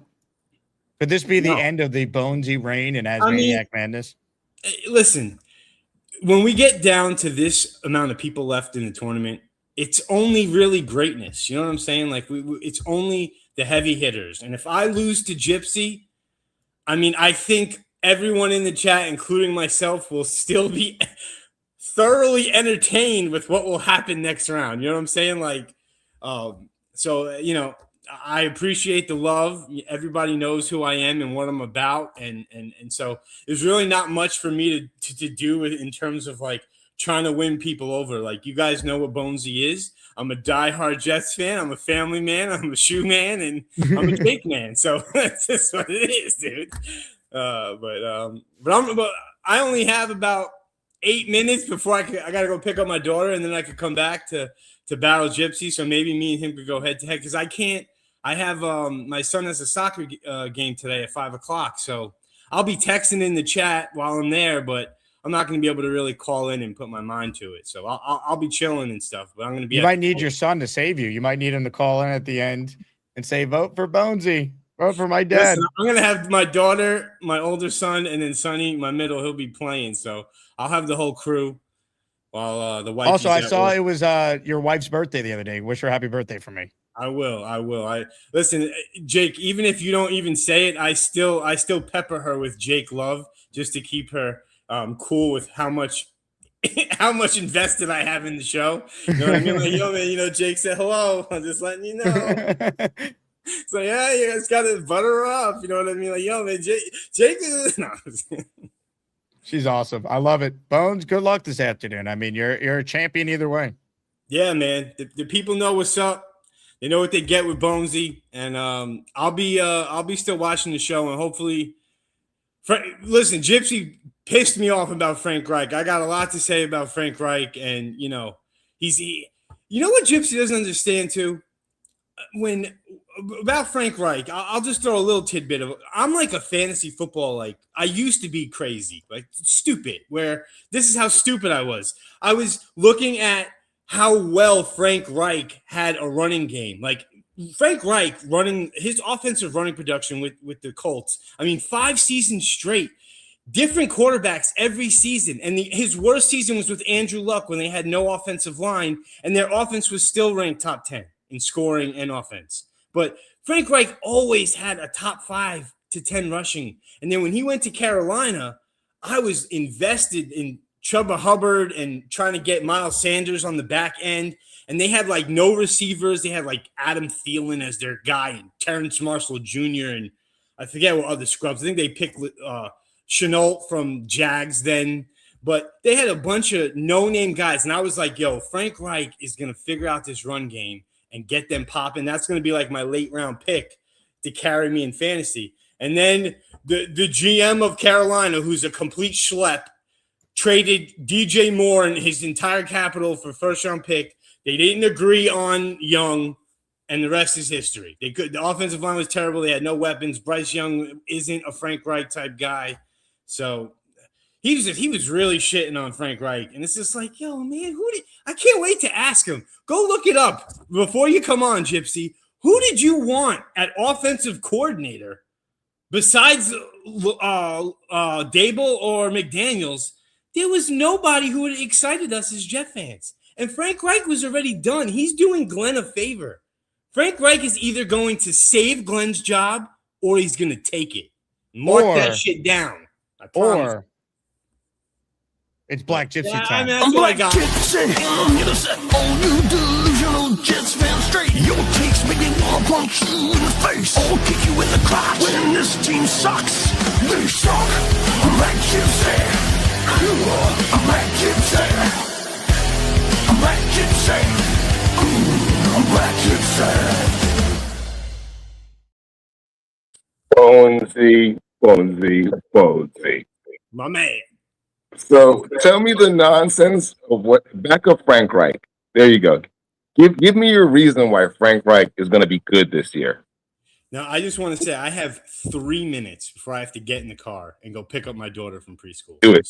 We're not going to be able to do this like I wanted to, but Frank Reich had 5 seasons with the Colts, and he was top scoring in every one, 10th in scoring and 10th in total offense, except for the Jacoby Brissett year. He had Luck, who they had a terrible running game and offensive line. That's why Luck retired. Then they went to Brissett. Then they went to Rivers. Then they went to Wentz, and then Matt Ryan was washed and he got fired. But their offense was dope. Their running game was top 5, number 2, 10. Their offensive scoring was top 10 every year except for the Brissett year. And if you just fast forward, he just won the Super Bowl with Big Dick Nick Foles. I mean, he took Carson Wentz, who's got injured, and he took Big Dick Nick Foles and brought him to the Super Bowl and beat Tom Brady. That's not the head coach of the Eagles calling the plays. That's Frank Reich calling the plays. So you got to relax on the veteran. I know he's an old man, and I know he's not developing and getting, younger and more wiser, but he came out of retirement to save Aaron Glenn, and he is going to right the ship in terms of getting us back to respectable mediocrity and being able to analyze our offense and see what we got. We have a good offensive line. Respectable mediocrity. All right. So what do you want? Listen, what can we do? I wanted to make Daniels or Dable. That's what I wanted. You asked me what I wanted. I wanted the Jets to go out and get a good coach. Don't bring me back somebody that's been retired for 4 years. And then his last 2 years was he was the worst offense, 3-5-1 in Indy his last year, the worst offense in the league. And then with Carolina, the worst offense again. So 2 times he just failed really badly. And now about Carolina though? He was. I mean, look, he had no offensive line. He had Terrence Marshall Jr., Jonathan Mingo, and a 33-year-old Adam Thielen. And they had players that they were depending on, like Laviska Shenault that they signed who got hurt. They had nobody. I was invested in that team because I was thinking, Frank Reich's rushing game is coming over. Maybe they could right the ship and get that rushing game going. So I was trying to get like a late gem in fantasy. Frank Reich is wrong. Just like Wilkes was wrong. It's okay. I know everybody's mad about it.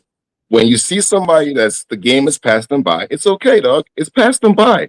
I'm old too. Some things have passed me by that I can't do anymore, dog. Frank Reich is not the answer. Now, what's the name said something funny to me yesterday. Luppy said it's an evaluation season. So you know what? I'll take it as that. I have him as the redemption team. I'm hating on him, but I want him to do good. But the facts are just still the facts, Bonesy. He's bad.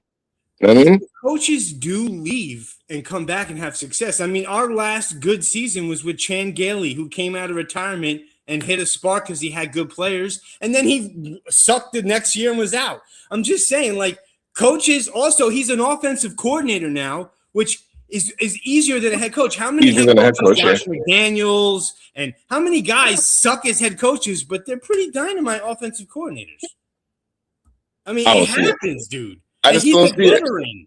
He's not we're not having a guy that we have to depend on learning on the job. He's got a plan, and we gave him the keys. He's picking his guy in the draft. I'm sure he was on board with Geno. He had 5 quarterbacks in 5 seasons and had a top 10 rushing 4 out of them, and a top 10 offense. Like But forever ago. That was eons ago. Bill Belichick was good back in the day too. Is Bill I Belichick gotta good now? go.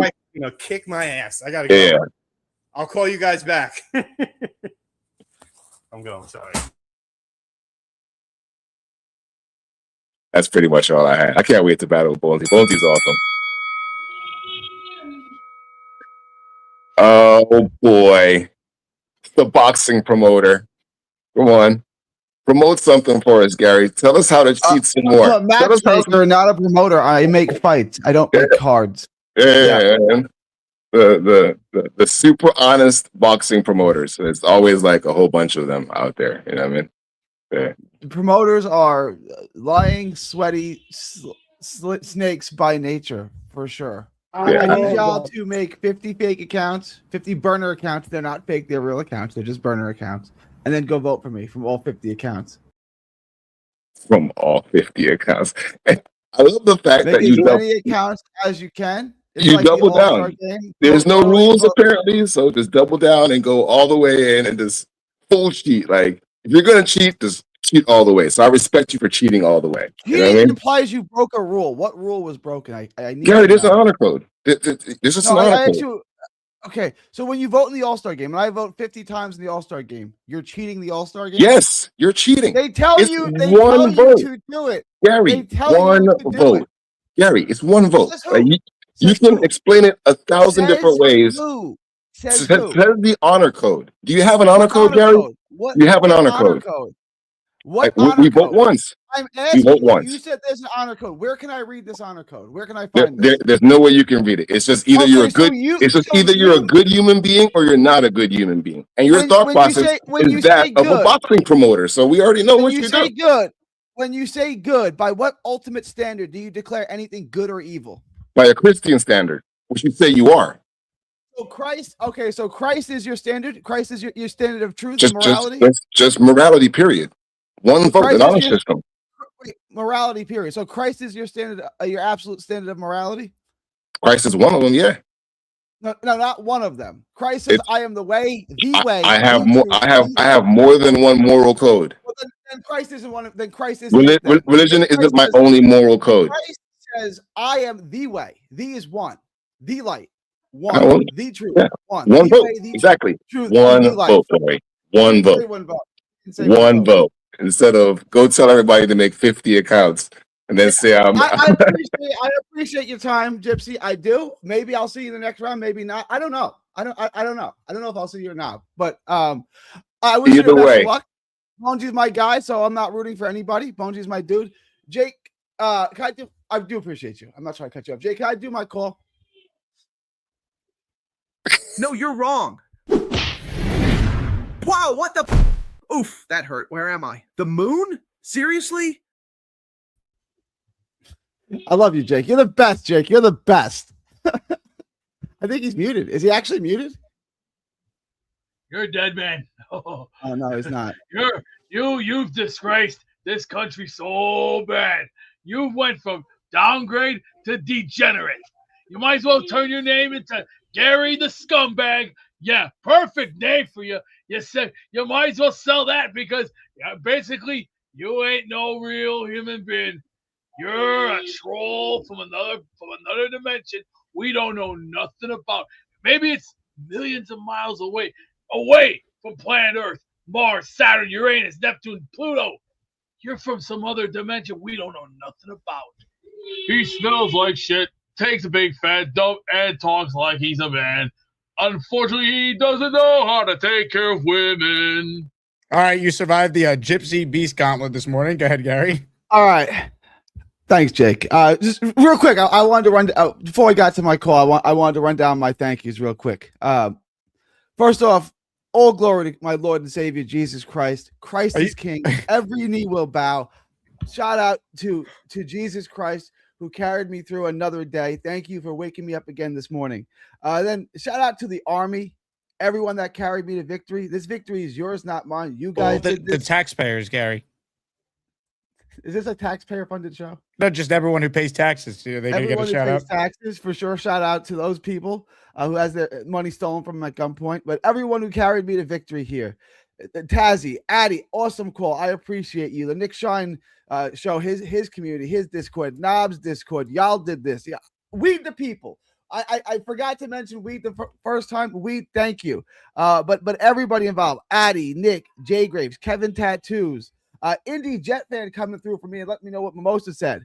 That call got me through. Cisco in the chat, Bobby, CJ in the chat, OTG, Envelet, Dana Russell, Leon is him. Shout out to you guys, everybody. Then special shout out to the women in my life who I take care of and provide for, that I push on for to take care of. Shout out to you. You're the ones that push me. Y'all the ones that get me through this. Shout out to the women in my life that I provide and take care of. I do this all for you. I love you. And special shout out to the men who build and maintain this society. This life that we get to live, this easy, soft, cushy life that we get to live is all because of you men. You know the men I'm talking about, the men in the hard hats, the one that have to shower after work, the one in hard hats and work boots. You make life easy for us, and we're grateful. Thank you, men, for building and maintaining all of society so that we can live an easy life. And shout out to the women behind them, the women behind the scenes doing their cooking. Ladies and gentlemen, sports fans of all ages, welcome to the event of the year, the moment you've all been waiting for. This is the ASMANIAC Rumble. Shout out to all the women behind them, cooking and cleaning and pushing them on, doing all the behind the scenes stuff. Y'all are truly a blessing. And you know what they say, behind every great man is a great woman, and behind every great woman is a great behind. And special shout out to two people. Special shout out to two people. Jesus Christ. Shout out to two people, Jake Asman and Mimosa, for your atrocious takes.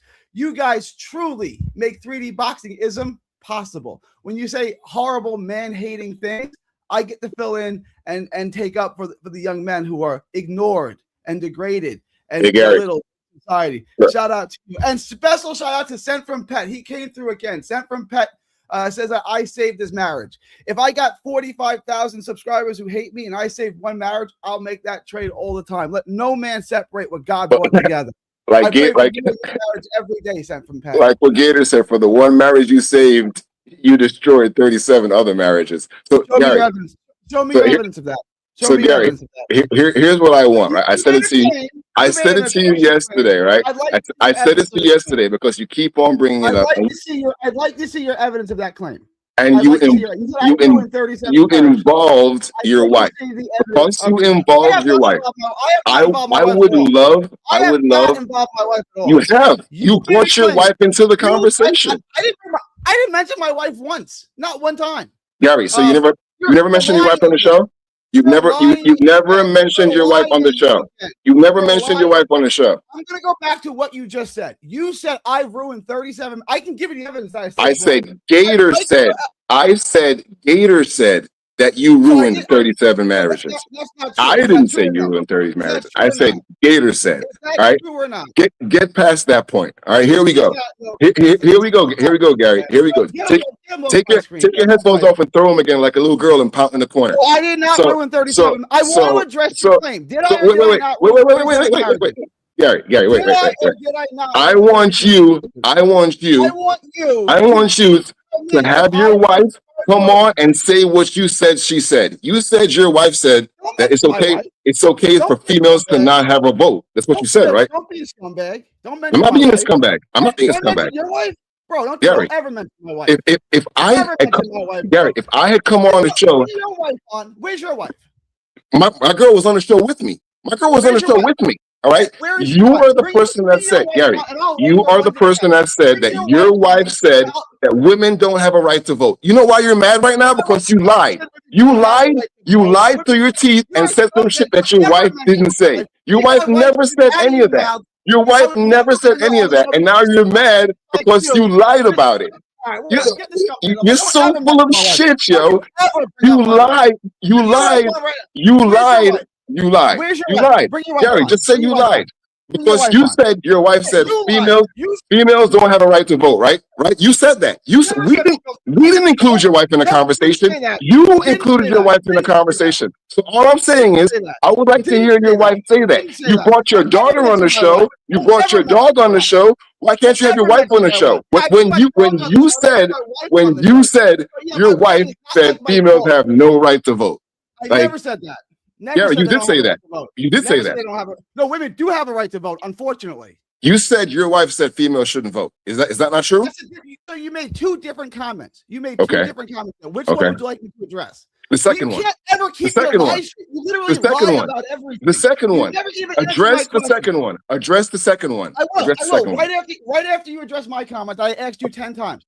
Did I or did I not ruin 37 marriages? I don't know. Okay, Gator so said it. Gator said it. Gator said it. Gary, it was a joke. Gary, it was a joke. Gary, it was a joke.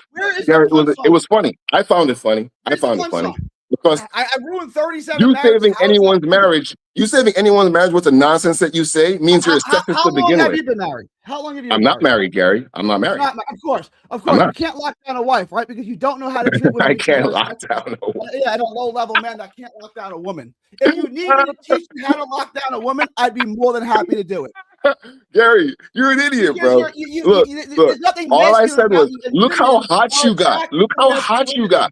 You mentioned your wife. You mentioned your wife on the show. You brought your wife into our.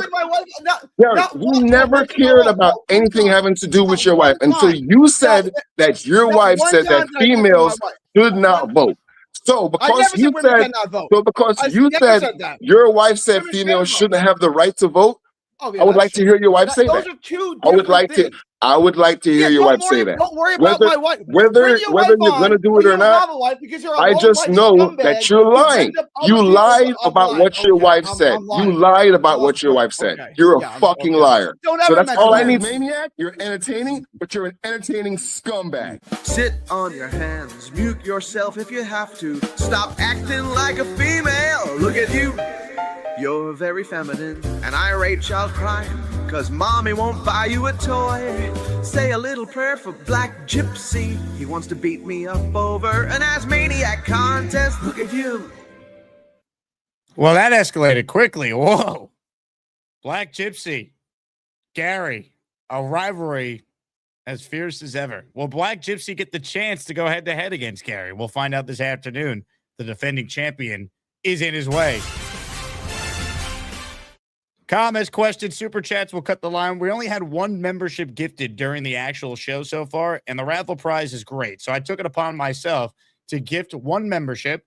I gifted it just before that rumble between Gary and Gypsy got underway. Oregon Jets received it. So Oregon Jets, you're welcome. You are in the ASMANIAC raffle at the end of our show this afternoon for the signed Santonio Holmes helmet.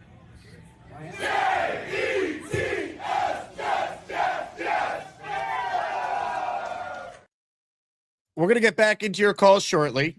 And Banks with a super chat I missed. He goes, Gary's clearly okay with voter fraud.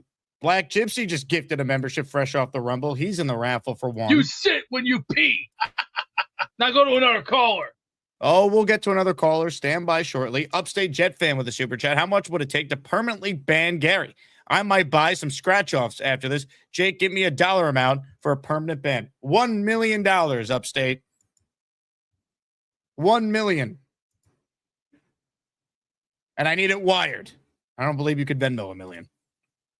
Do what David does. Says Gary's usually correct. By the way, where's the nanny? We have not seen Gary's nanny in quite some time. We are going to get back to your calls, but this is a message here from the Chef Kevin campaign. Chef Kevin, fresh off a victory over the Lane Train, is now in the regional final, taking on Kyle Clifton. That matchup is projected to be, I believe, Saturday. This is from the Chef Kevin campaign. Chef Kevin, you know you're only supposed to cut down the nets during the Final Four. I know I jumped the gun. I got a little bit excited. What are you going to do? You know, I'll do it for the next one. Okay. Whoa! Missed me. I wasn't ready for that. All good. Congrats on the Lane Train. How were you able to handle that performance? So the Lane Train, you guys didn't know, but my middle name is Thomas. I'm Thomas the Train. I derailed him because of who I am. Oh! I need. Yo, Chef Kevin, can we get a picture with you? Yeah, sure, no problem. Let's go. Chef, a lot of the pundits, a lot of the experts, they're predicting the matchup, your next matchup, to be a rock fight. How do you see yourself coming out victorious? Kyle Clifton, he's a tough competitor. It's going to be 90 Nick style, tough defense, low points, but there's going to be a lot of back and forth movement. With that, I'll send it back to you, Jake Asman. Ladies and gentlemen, the Elite Eight is set. Clifton against Chef Kevin for a spot in the Final Four. Who will come out of the inside-outside region? Your look ahead at the schedule this afternoon, Bonesy and Black Gypsy. Thursday, Big Cho and Gorman. Friday, PBM and Peg and Artie. Saturday, it gets underway. Clifton and Chef Kevin. Dun, dun, dun. More of your calls right now, ladies and gentlemen. He appeared to be absolutely disgusted watching Black Gypsy and Gary go mano to mano. Ladies and gentlemen, we say hello to Bobby Midnight. Hi, everybody. This is Bob from Vermont. I am Bob, of course. No, I was just waiting my turn, Jake. So, how are you, Bob? Guess what I just got in the mail today? Something from your friend Robbie Sabo. Oh, did it finally arrive? Yeah, and so did Michael's. We got it at the same time. Yeah, you did. I'm glad it came in. He asked me for your guys' address a couple of weeks back. That's how I thought it was. I never gave him my address. That's what I thought. Robbie Sabo's a man of his word. He promised you a Wayne Corbett signed photo, and he came through. Yeah, and Michael got his today, too. Both came in today. So, there you go. That's awesome. Yes. So I voted for Gary yesterday. I did not vote for Dave Briga. I'm sorry. That surprises me. I thought you and Dave Briga saw things eye to eye. Yeah, I see eye to eye with him, but Gary got me going with my, my situation. My inflammation's gone. I feel good, My doctor was surprised about, how do you lose so much weight? I said, Gary showed me how to do it. Do the, what's that called? The diet. The butter diet? The meat diet. Well, the meat too. Don't forget the meat. Remember, Hamburger tried it. He lost weight too, remember? We know you love meat. Yeah. Oh, I like meat. Yeah. I'm sorry the Yankees lost this too. Ugh. It's okay. But at least you won on your team. Congratulations. I know it's just marathon and a sprint. So I'm happy you won on your thing yesterday too. Yeah. Aaron Judge did strike out. Congratulations. You're doing good. Yeah. You look like you're doing well. Who's the guy from this morning? Where is he from? Omari Brown. He's from Earth. Yeah. I know. What show is he on? He's on all the shows. Okay. And then one guy I wanted to talk to, but I didn't know he had to go to SNY when you talked to him, was JJ. I love JJ. He's I call him his at WFAN shows all the time. He's doing I'll let good, him right? know. Hey, this is from Jake West. He goes, I heard He's- Mikey called Bobby to go see his mom. Is this true? Oh yes, I made. I called. No, Jay Quest got it all wrong. I pretended to call Michael. Addison has it. Let him play it for you. How's Mikey doing? They caught me. Mikey's doing good. He's off for 2 weeks. He's on hold, but we And- know it will never work. Mikey, are you there? He's not there. We know how this goes. Well, he's muted, it says. Yeah, but we also can't see him ever. Every time I try and take a Mikey call on the show, it hasn't worked for almost a year already. Well, just tell Mikey, you're muted. You're muted. Yeah, that happens similar. I don't know why. Tom A says that you lied to your undying Tom, what? audience so you could get off your own show. Is this true? Yeah, it was the other day, Monday night. Yeah, Monday afternoon. So what happened? I apologize. I just didn't want to do a show. Then I decided to do a show. So I got caught with my pants down. You got caught. Let's Yeah. try and understand the backstory here. Well, I was, I pretended I had some people on. So I got a phone call from Mikey. So I put down the microphone on my computer, but I forgot to mute myself on the other spot on StreamYard. So everybody heard the conversation. It was like Watergate. It's like Watergate. So you know got Watergate? caught on a hot mic, is what you're saying? Yeah, like Watergate. You remember Watergate? I was Bobby Watergate. Well, But I let's review did- the tape all together, folks, because I have obtained the hot mic audio of Bobby Midnight. Yeah. Hi, Mike. What's up? Just pretend I'm having the show. Just pretend you're picking me up to see Mom, okay? Because you're out of the hospital. She wants to see both of us. Okay? Well, who's going to call you? Just tell any. I'm having a show. I'm just gonna tell everybody that you called, and Mom, Mom wanted us to go visit her today. Okay. Okay, love you. Bye. Okay. Bye. Bobbygate. Wow. Bobby, yeah, I got caught. That's why I already apologized for that. I said I was sorry. Hey, how many days in a row are you going to wear that shirt? I know. I got to take a shower today. That's probably a good idea. Go do it right now. No, I want to finish my call. Well, I mean, you smell. I could smell you from New York. I don't smell. I got nice deodorant on. No, you reek. No, I don't. I have You Old do. Spice on. Oh. No, I don't. What does that smell? I just took a shower 2 days ago. So The I Jeff do it every fans other getting a day. little crazy. He stinks! Oh, shut up talking about stink. You fucking stink, you fat ass elephant. Yeah? At least I got it. At least I look sexier with a shaved belly. Oh, I don't. No. Yeah. Jake I'm a had god. this- I'm no, the Jake mortal had this god. thing with no Look, shirt on the other day. Look, No, fathead. no, Look, no, look, no. Look, fathead. no. Don't go here with me. Don't go here with me. Oh, You're playing I'm with the pimp. sick of- You're yeah, playing I'm with sick the pimp. So take Yeah. a licking and get the step in. You don't You want none take of this. the licking Believe me, and boy. get the stepping, Don't make okay? me go Harlem Heat on you, because boy, I am Harlem Heat. Don't make me Hey, go don't 5 call pounds me and boy. 10,000 I'm degrees. older than Hey, you, when you stupid feel the ass. Harlem hangover, you will get Harlem size all night long.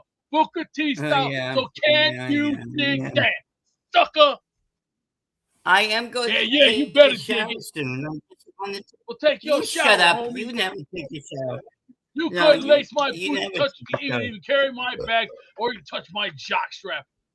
You never shower.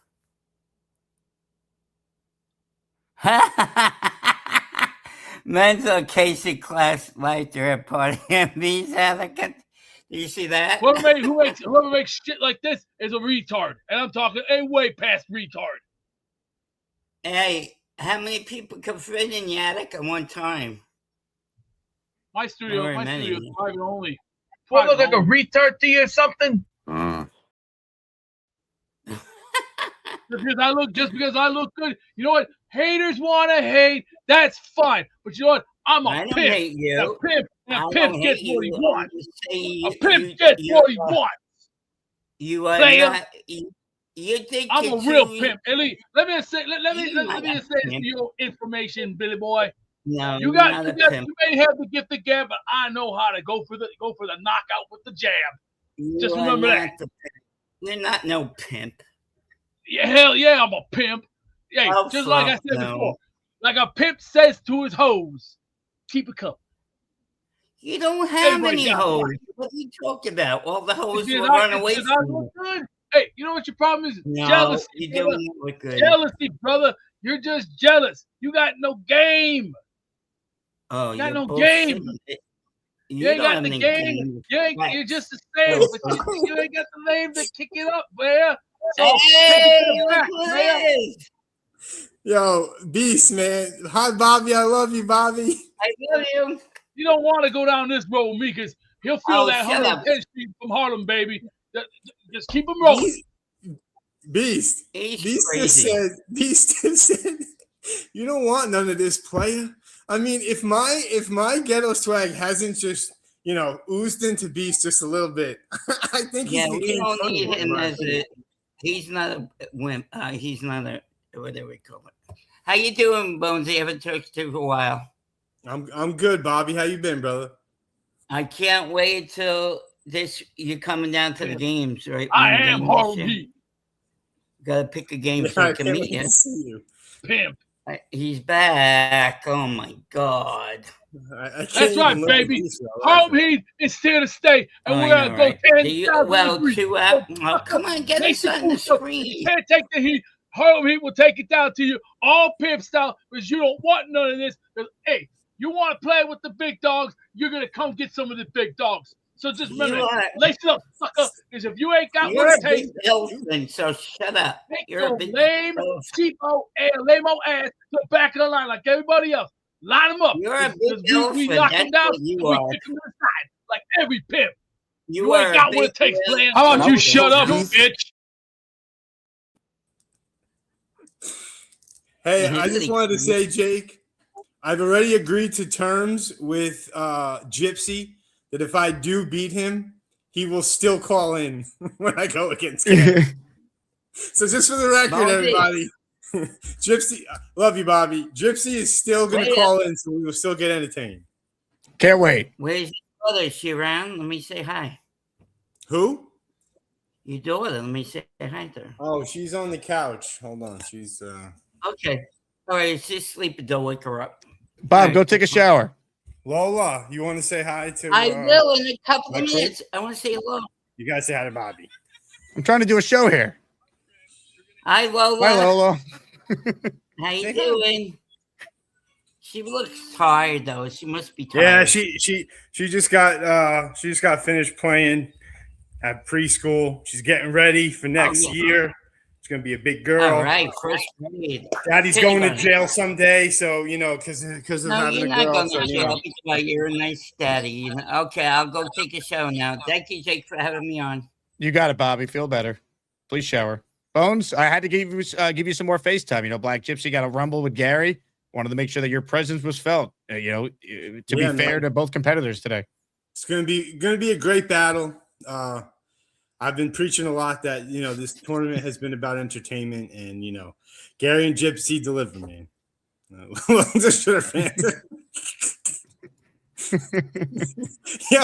When Bobby, listen, there was a time where Bobby was so hot that I had Lola singing the Bobby songs in the car. So Lola's got history with Bobby. Summer 2024, Bobby owned it, and I would say Gorman owned 2025. We'll see who owns 2026. Oh God, is it Mad Maxon or John Wall Smasher or is it Beast? It's got to be Beast, right? Beast is getting funnier by the day, in my opinion. So you guys can keep hating on Beast, but he's learning how to be a player. He's learning how to love himself for who he is and appreciate his. Oh yeah, that man loves himself. Oh wait, Jake, I gotta say one thing too. Australian Jets fan he was in the chat calling me an old man, which is hilarious. Call me. I am an old man. I'm 41 now. So, but I just want to say you can call me an old man. I'll take that all the time. But just be careful, Aussie, because if you come in and we rumble, feelings might get hurt, and I'm not trying to hit below the belt. Ladies and gentlemen, sports fans of all ages, welcome to the event of the year, the moment you've all been waiting for. This is the ASMANIAC Rumble.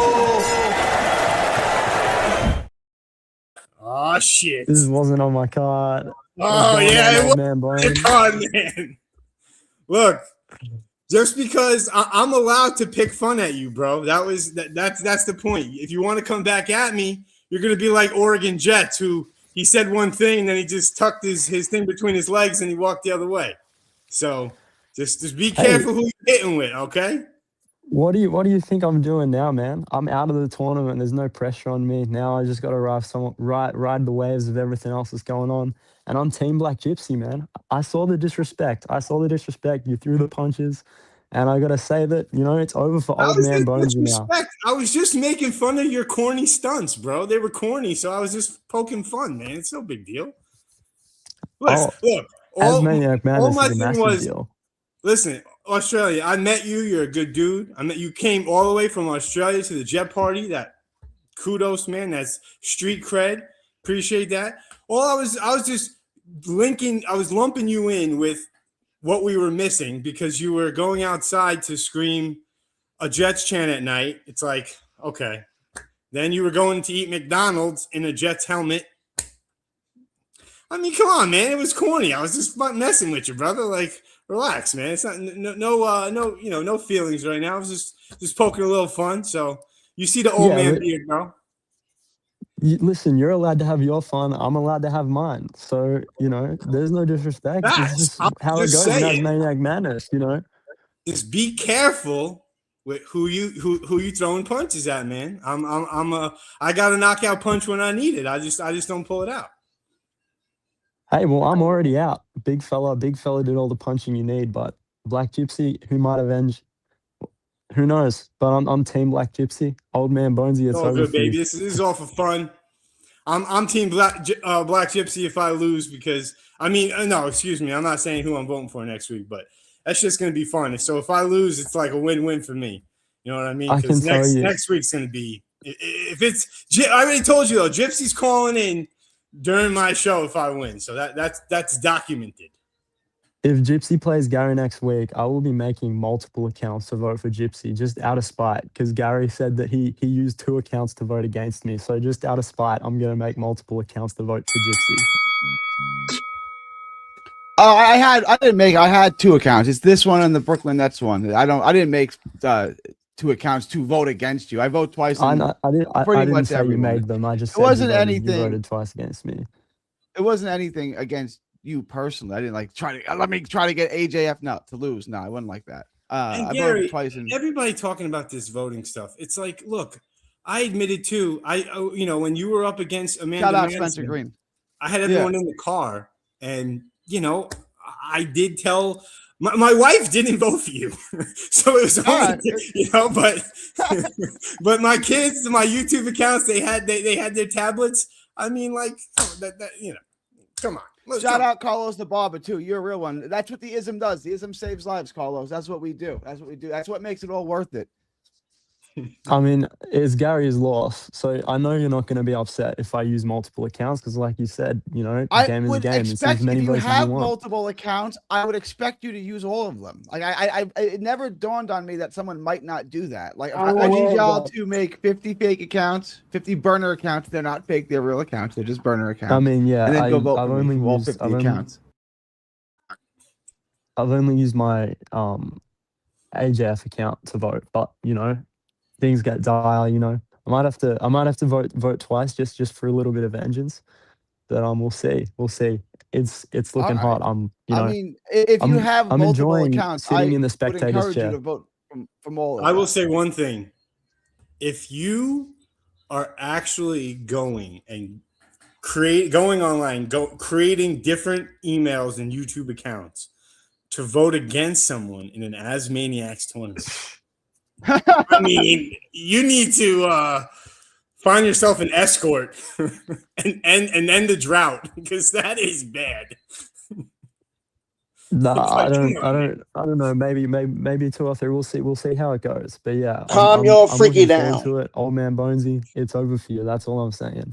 It's the Gypsy. I got you, Bonesy. I appreciate it, brother. I said from the beginning, if I run through this tournament, I want to go through you. I want to beat you because you don't want to beat me last year. So I want to beat you this year.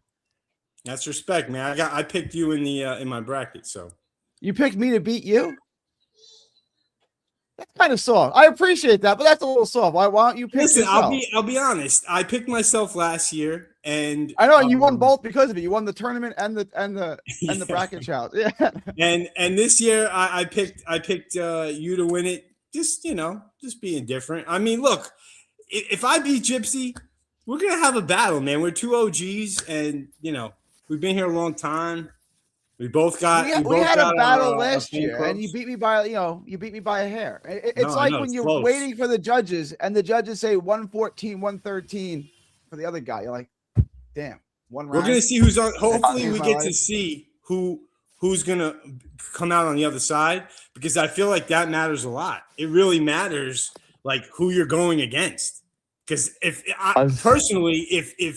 Dave Brigga upset you, I think Thank I you, would MJ. have beaten Gypsy, and I would have been confident. For sure. It's still Right? styles make fights, right? It's right? Frazier beat Ali. Foreman destroyed Frazier. Ali destroys Foreman, right? Like Margarito beats Cotto. Cotto beats Mosley. Mosley annihilates Margarito. It's styles make fights. Math doesn't work that way. It doesn't. I beat this guy, so that guy's good. No, it doesn't work that way. Styles make fights. But one of us has got to win. Like we gotta lock it down for the OGs. What we're about, baby. We better be one of them. It can't be Charles Gorman, who roots for the Colts and the Patriots sometimes. It's got to be an OG Jet fan. I'm on the call. You want to come on? All right. Well, all right. No. All right, guys. My daughter is my game. That's my game, Bonesy. Bringing in your adorable daughters to garner votes. That's my game. That's what I do. Bobby made me. I don't normally do this just to get points, but Look at you. This little girl will have me in jail one day. That's yeah. My daughter's 11 now, and I know that day is coming where I'm gonna have to put I'm on the phone with my friends. Keep them that age as long as you can. Don't let them grow up. That's the best age. Hell yeah, Gary. Well, listen, you're a great family man. I appreciate that. As are you, Bonesy. As are you. All right, fellas, I gotta run. Jake, it's been real. Everybody, I'll be in the chat later. I won't be able to call in unless it's dire need, and I'm gonna call in from the field, which I don't want to because I don't have good service there. But love y'all. Appreciate the support. OGs for life, baby. ASMANIAC Madness is underway. Make sure you vote to make your voice heard. What a segment. 2 OGs. All right, this show has got to come to an end shortly here. So let me squeeze in the last couple of people who have been patiently waiting on hold. Make sure you enter the raffle if you want a chance to win a San Antonio home sign helmet. Tom Roseman, I see you. You were in for one. Appreciate that. Let's keep it rolling with your calls. Jason is in Jerusalem. He's next. Hey, Jason. Hey, man. So much to catch up on since I first got on hold. A lot has happened during the show. One for the ages. Absolutely. First of all, Beast, if you're going to talk about being a pimp and you're not going to quote The Godfather, what type of wrestling fan are you considering yourself? I mean, The Godfather was his character.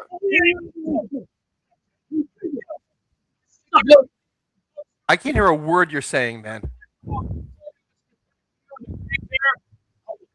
Come on. Oh, take your finger off the microphone.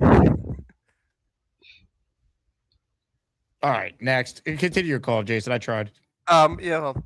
Second of all, you need a moderator there for Gary versus Black Gypsy, and I wanted to hear them go at it on like a TV style debate show about Diana Rossini and her quitting the Athletic, because I think those two would have been wonderful to listen to their takes on that.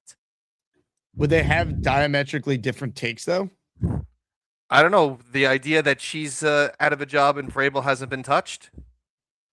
Well, I mean, Vrabel's a football coach. His job is to win games. Rossini's supposed to be an unbiased journalist who can't be sleeping with sources. They're completely different. Like what Mike Vrabel did is morally wrong, cheating on his wife, if that's what happened. But he's not going to get fired for it or lose his job like Rossini would under the ethics of the New York Times, which owns the Athletics. Granted, I mean, she's trying to just play it off as, what was it? I'm just leaving early because my contract was up in 2 months anyway.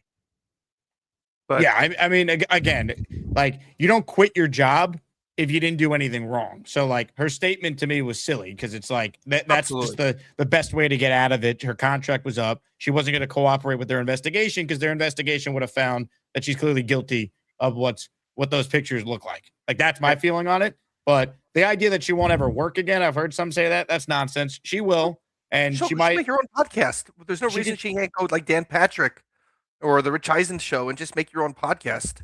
She can do something else. Someone will hire her. Now she's going to have to deal with this, like a credibility issue, people making jokes for the rest of her career, but she'll come back from it. Plenty of people have had scandals and still could work on air. Like Craig Carton's a great example of this in the New York market. Yeah, so absolutely. On the other hand, Imus never came back. Yeah, he was towards the end of his career though at that point. Right. I was just looking at it. I mean, hearing, but you said on the your trio podcast with Samini, the idea of just trying to bait the Cardinals out of like an extra pick or an extra player, just to give them the assurance that they get Bailey, not a bad move. Even if you end up getting a fifth out of it or a sixth or some player, I mean, anything. The Jets, yeah. For those who remember, in 1993, the Jets were picking 3 and the Cardinals were picking 4.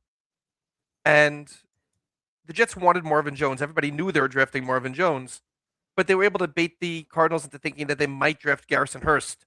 So the Cardinals gave them Johnny Johnson just to secure that. Or no difference than Joe Douglas did with the Vikings to move up one spot. If you can get somebody to move up one spot and you don't lose your player, who cares even if it's below value? Just do it. Again, if they could get something, I think that's a really good job by Muji. But I'm kind of leaning towards them actually taking Bailey at this point. It's just there's too much of this. Like, even last year, there was some smoke for Warren, and ultimately they went Membo. But this feels like it's like a done deal almost. I don't know. I think it's going to be – I for a while, I'm like, I still think it's going to be Reese. I would take Reese. I think they're going to go Bailey. And I don't hate the Bailey pick. The reasoning behind it, I'm not a fan of. But that's I did watch Robbie Sabo's film review. So that's one of the reasons why I'm biased towards Reese the way that he was. And I thought he did a fantastic job of showing how Bailey would give up on running plays, so on and so forth. And to the idea of him and McDonald together doesn't necessarily, enthrall me with the idea of this is going to be our defense. So, I mean, back in the day, you would need to, you would know who it was because you'd be negotiating a contract with them. With rookie scale the way it is, that's not the issue. So on the one hand, you could say, there's no reason for the Jets to keep it a secret. But on the other hand, there hasn't been any leaks from this front office. Nothing glaring, but like what team around the league is leaking right now? I'm saying, but throughout, we didn't have a leak by Sauce Gardner trade. We didn't have a leak about the Quinnen trade. There've been even the idea of when they finally changed, when they finally fired the offensive coordinator, or when Engstrand got fired, that really came out of nowhere. There was discussion about whether they'd keep him or not. But that was a messy situation. That was bad. Like we knew there were talks of him being reassigned, and then he eventually said, "Screw this, I'm gone." That was a bad look. The whole coaching search was a terrible look this offseason. Absolutely, that looked desperation. But as opposed to Douglas and God forbid McCagnon, there's been the leaks have been few and far between. And the question is this purposely being done in order to create something? And history's leaning me towards the Samini belief of yes. Samini, for the record, was just suggesting that as a possibility. Agreed. Yeah. I'm agreeing. I said I'm leaning with his assumption. Well, I got good news for you, Jason. I don't know what time we'll be in Jerusalem, but 7 p.m. tonight will be episode 4 of the Jets Collective. Awesome. That's why we have it on replay on YouTube, There just you like go. your afternoon shows. Jason, you're the man. Appreciate you. All right, last 2 calls here. Dave Brigg is going to close us out. So, Fibrow, you get the final word before it's Brigg time. Hello, Fibrow. You got to unmute your mic, though. Otherwise, we can't hear you. Can you hear me now? Oh, we hear you. Hey, what's Can you going hear on? me? So, yeah, I hear you. I Good job. don't got my headphones on, but I can hear you do the thing. Can you hear me? I don't know if I want to. Good job. All right. Anyway, whoever that is. Oh my God. Is that Bobby Midnight? Hold on. Who the fuck is this, dude? Can you hear me? Who? Can you hear me? Oh yeah, I don't know. I don't want to know who that is. I'm Good good job. on that one. Nah, but what I was gonna say is, oh my God. All right, well, I was gonna say something. What are you guys' but- opinion on me doing a backflip through this orange wall? Oh, it was Max. No way. Can you hear me? Yeah, I shit. I don't know. Guy sounds crazy. Good job. All right, I was gonna say, I was gonna say Gary's a good guy, man. I don't hate Gary at all. I think Gary should get a lot more votes. I think Black Gypsy needs to get over the voting scandal. It's not that serious. It's really not. Get over it. You don't have to bring people's wives into it. I think I need y'all to make 50 fake accounts, 50 burner accounts. They're not fake, they're real accounts. They're just burner accounts. And then go vote for me from all 50 accounts. I just don't like the whole thing with talking about people's wives and shit like that. Like you relax, bro. Like this is just all fun. People joke around and troll. It's cool, but like you don't gotta make it that serious. It's not that serious, bro. I understand you want to run, you're the 2 seed, but we gotta get him out of here, bro. I'm voting for Bonesy. Bonesy's a natural. I'd smoke a joint with Bonesy all day. I fuck with Bonesy. So I smoke a joint with Bonesy, and I'm rooting for Gary 3D. It's my Puerto Rican brother. He seems cool. He'll knock someone the fuck out. What are we doing, bro? Like, why? I know we're attacking 3D, but like, relax, bro. He's a good guy. He calls it all the time. He's a Brock Bowers boy. Like, let's relax here, man. I was gonna talk to you about Peter Schrager's mock draft, but I know you don't have enough time. But have a nice day, man. Or not. No, I'm just kidding. But yeah, if you're gonna give me the floor, let's just say Can you hear me? Oh. Nah, I'm gonna go. But yo, guys, take care and have a blessed day. Oh my god. Thank you very much, Five Bros. I was gonna get to Dave Brigga, but Dom called in real quick. Dom, I'm squeezing you in before One Punch Dave Brigga closes us out. Oh shoot, okay. Just real quick, I just wanted to say this was a great show today. I freaking love Thank you. Black Gypsy and Gary. It's just quality entertainment. I'm like just scrolling through YouTube and stuff like that. And then when I just tune into this show, it's the best. So just shout out to you guys. That's basically all I wanted to say. You're the man. I can't wait to see you in Pittsburgh in 8 days. Likewise. See you guys. Let's go. Ladies and gentlemen, Dominic D'Angelo. He'll be at our draft party. He's helping me out for our draft coverage. Gangrene Takeover at McFadden's.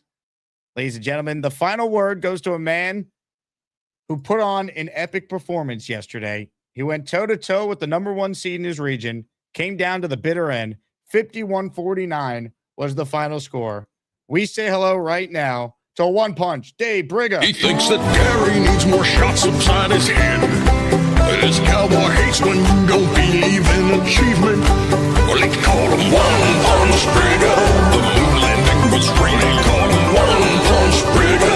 His claim is not too dirty. Call him One Punch Brigga. Hated jokes just like his ass. One Punch Brigga doesn't know they need them. Jake, good afternoon. Hello, Dave. Well, if they call Bonesy old, what do they call me, right? Anyway, I just want to call in and say one thing about about everything that's going on. This is all supposed to be done in levity. Am I correct? Yes, that's the intent of this. Okay. Well, it's going over the edge too far now. As far as Gary winning, hey, congratulations to Gary. Whatever happens with all this voting, it is what it is. Until regulations are set down, maybe next year, this is what it is. And so I never complained about anything. The only thing that upset me, and I don't play both sides of the fence, is Charles Gorman didn't need to call in yesterday to super chat, which made me very upset, and bring forth the idea he didn't want to vote for me or Gary. It was okay. He just interfered with the process. It should have just played out. But I have nothing against Charles Gorman. The chat's coming at me saying I play a double standard between Beast and him, Jason Storm. Okay, I just want to let them know, for the last year or so, both TBF and myself have been trying to help Jason. Okay? He's never been disrespectful whatsoever to me. Charles Gorman, I've always said I want the best for him. I have nothing. This is nothing personal for Charles Gorman. And if it's got to end with me trying to make my opinions known for him to get whatever it is, try to advance in life, I'm just gonna let it go. I'm gonna take a low profile. So I don't appreciate being trashed in any way, shape, or form, because this is nothing personal against anybody. And Charles, I just want to let you know, let bygones be bygones. There should be no vitriol because this should not be. I don't think the Lord would appreciate everybody coming to each other's throats here. So, and Black Gypsy and Gary going at each other. I mean, it's going wild now. So, I put up, I appreciate all the votes that I got, whatever they were, however they came. It is what it is. So let's just try to understand that this is all done in levity. This is supposed to be a united team for the Jets. It turns out to be it's nothing but arguing anymore and vitriol. I mean, I don't get it. And I don't appreciate getting trashed by people either. So I just want to let that know. I'm going to take a low profile, but I want to let it to be known. If anybody's got a problem with me, just meet up with me in a Rumble and do me face to face. That's all I have to say. And I don't play double standards. You have to know what's going on with Jason. Okay? Don't dehumanize this person. That's all I have to say. Don't dehumanize him. And Charles Gorman, I hope for the best for you. So let it just lay right there. Okay? Although I will be pulling for Big Joe. So let's go. Let's see what happens the rest of the tournament. Jake, I know you got to run, but let me hear what you have to say about this whole deal. You're the man that's running this whole shebang. Look, the intent of all this is it's fun. It is at times gotten a little crazy. I think crazier than anyone who put the bracket together anticipated. But people are passionate about this stuff. So at the end of the day, we gotta obviously, not let it get too crazy. But there's no real voting regulation for this year, so that will have to be put into effect going forward. And I think that will help solve a lot of the issues we've had with some of the competitors in this tournament. Well, I guess, hey, it is what it is, right? Let the voting go on. And calling Bonesy old is pretty nuts. The man's a young guy, So let's see what happens here. Dave, great performance yesterday. You left it all out there. People were very excited. Yeah, it was a good deal. Gary and me went at it pretty good. We didn't have to trash each other, so that was good. We don't believe in that anymore. So I hope for the best for Gary going down the road here. I think he might. I think the big obstacle is going to be Leanie for everybody. I really believe that. Leanie's got some special jazz going on there. I don't know what it is, but it just seems like she may pull out. She may pull it out, Jake. What do you think? She might. She's got all the talent in the world. Yeah. So let's see what happens. We'll go forward here, but let's everybody remain calm. Just this is just a playtime in the real world. Okay, let's get it. Let us not hold our feet to the fire and show vitriol for each other. Because it's like Marlon Brando would say, we're all good character actors, right? We have to be good character actors. Portray yourself as Marlon Brando, and just leave it in this realm. Don't take it into the real world because there's too many problems outside of this. If we have to release our tension by this, it's okay, but don't let this thing take over your life. Okay, Jake, thank you for all your patience, and you're the ringmaster here, so you got to control it.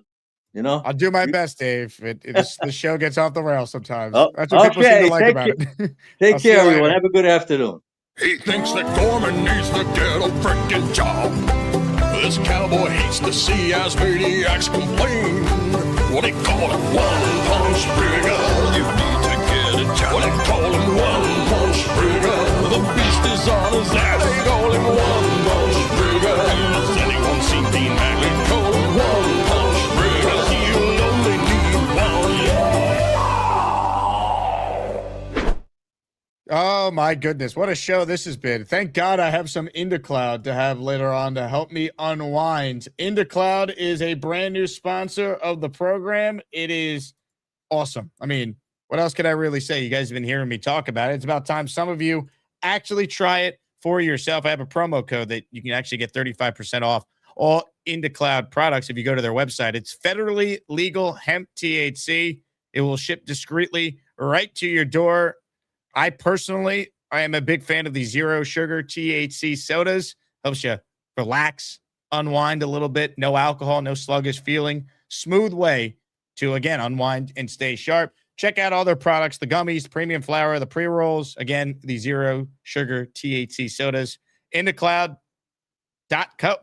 Go to the website. Check it out for yourself. Promo code ASMAN at checkout. 35% off and free shipping over $50. Again, InTheCloud.co. Promo code ASMAN for 35% off. Big shout out to everyone who listens via the podcast. The month of March was the most downloaded month in the history of the show.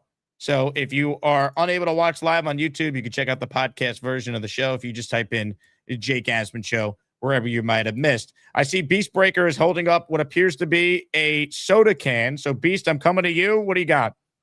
This is Poppy. This stuff is probiotic, my friends. This will make you unwind, and plus, no sugar. Gary the cheater, and he's a disgrace to this country. I think somebody should throw him in Iran and let him be the yeah, that's right. Thank you very much, Beast, for talking about a different product if we just did a live read for a current sponsor. Bo says, great segue. Thank you, Bo. David says, did you get your strikeouts and prize picks? I did. I talked about it earlier. We hit on our prize pick card. So we've won 3 straight prize pick selections on the show. We'll go for 4 in a row when I come up with a play this afternoon. So shout out to Prize Picks for sponsoring, and I'm winning money and they're paying me. Pretty sweet. Prize Picks, code HMA. Take advantage of the deal they have running right now. All right. That does it for me. We are back this afternoon. I can't wait to see what happens between Bonesy and Gypsy head to head, because it's going down. It's going to be a battle unlike any other. We're all excited about it, and we're all looking forward to it. Let's be real. Until then, though, enjoy this short clip, and we'll talk to you in a little while. Go Jets. You know how to give me diarrhea. Eat a bag of dicks, a bag of dicks. What's up, Thunder Beast? How you doing today? Shut up, clown boy. I have more muscles than Beast. Beast joins us now. No, you don't, you little bastard. Hold on, we'll get to friend Beast. We can't see you. What? Oh, God. What it's the too hell? dark. Turn the lights on. Turn the light on, Beast. No. Turn the light on, Beast. Turn the light on. We That's can't see. That's it. Thanks a lot to my muscles, guys. Oh, my God. What is I figured back. What even is this, Oh, man? you know what you are, Max? A pompous bitch. Well, show us your muscle, Beast. Now we can see you. No one can see you. This is my world. Wow. That. I will break you, you little midget. Dylan, who won the muscle off? Everybody but the ASMANIAC community won that muscle off. Who won the muscle off, in your opinion? Beast won the muscle off. When I saw Mad Max take his shirt off, it reminded me I have to pick up some pipe cleaners for my kid's art project. That's a man's man right there. Correct this and Mundo. Now, ladies and gentlemen, we'll see you at 4 p.m. Eastern, live on the Jake Asman Show. Good night, and enjoy the rest of your day. Are you an actual lawyer or what, man? Yeah, I am a lawyer.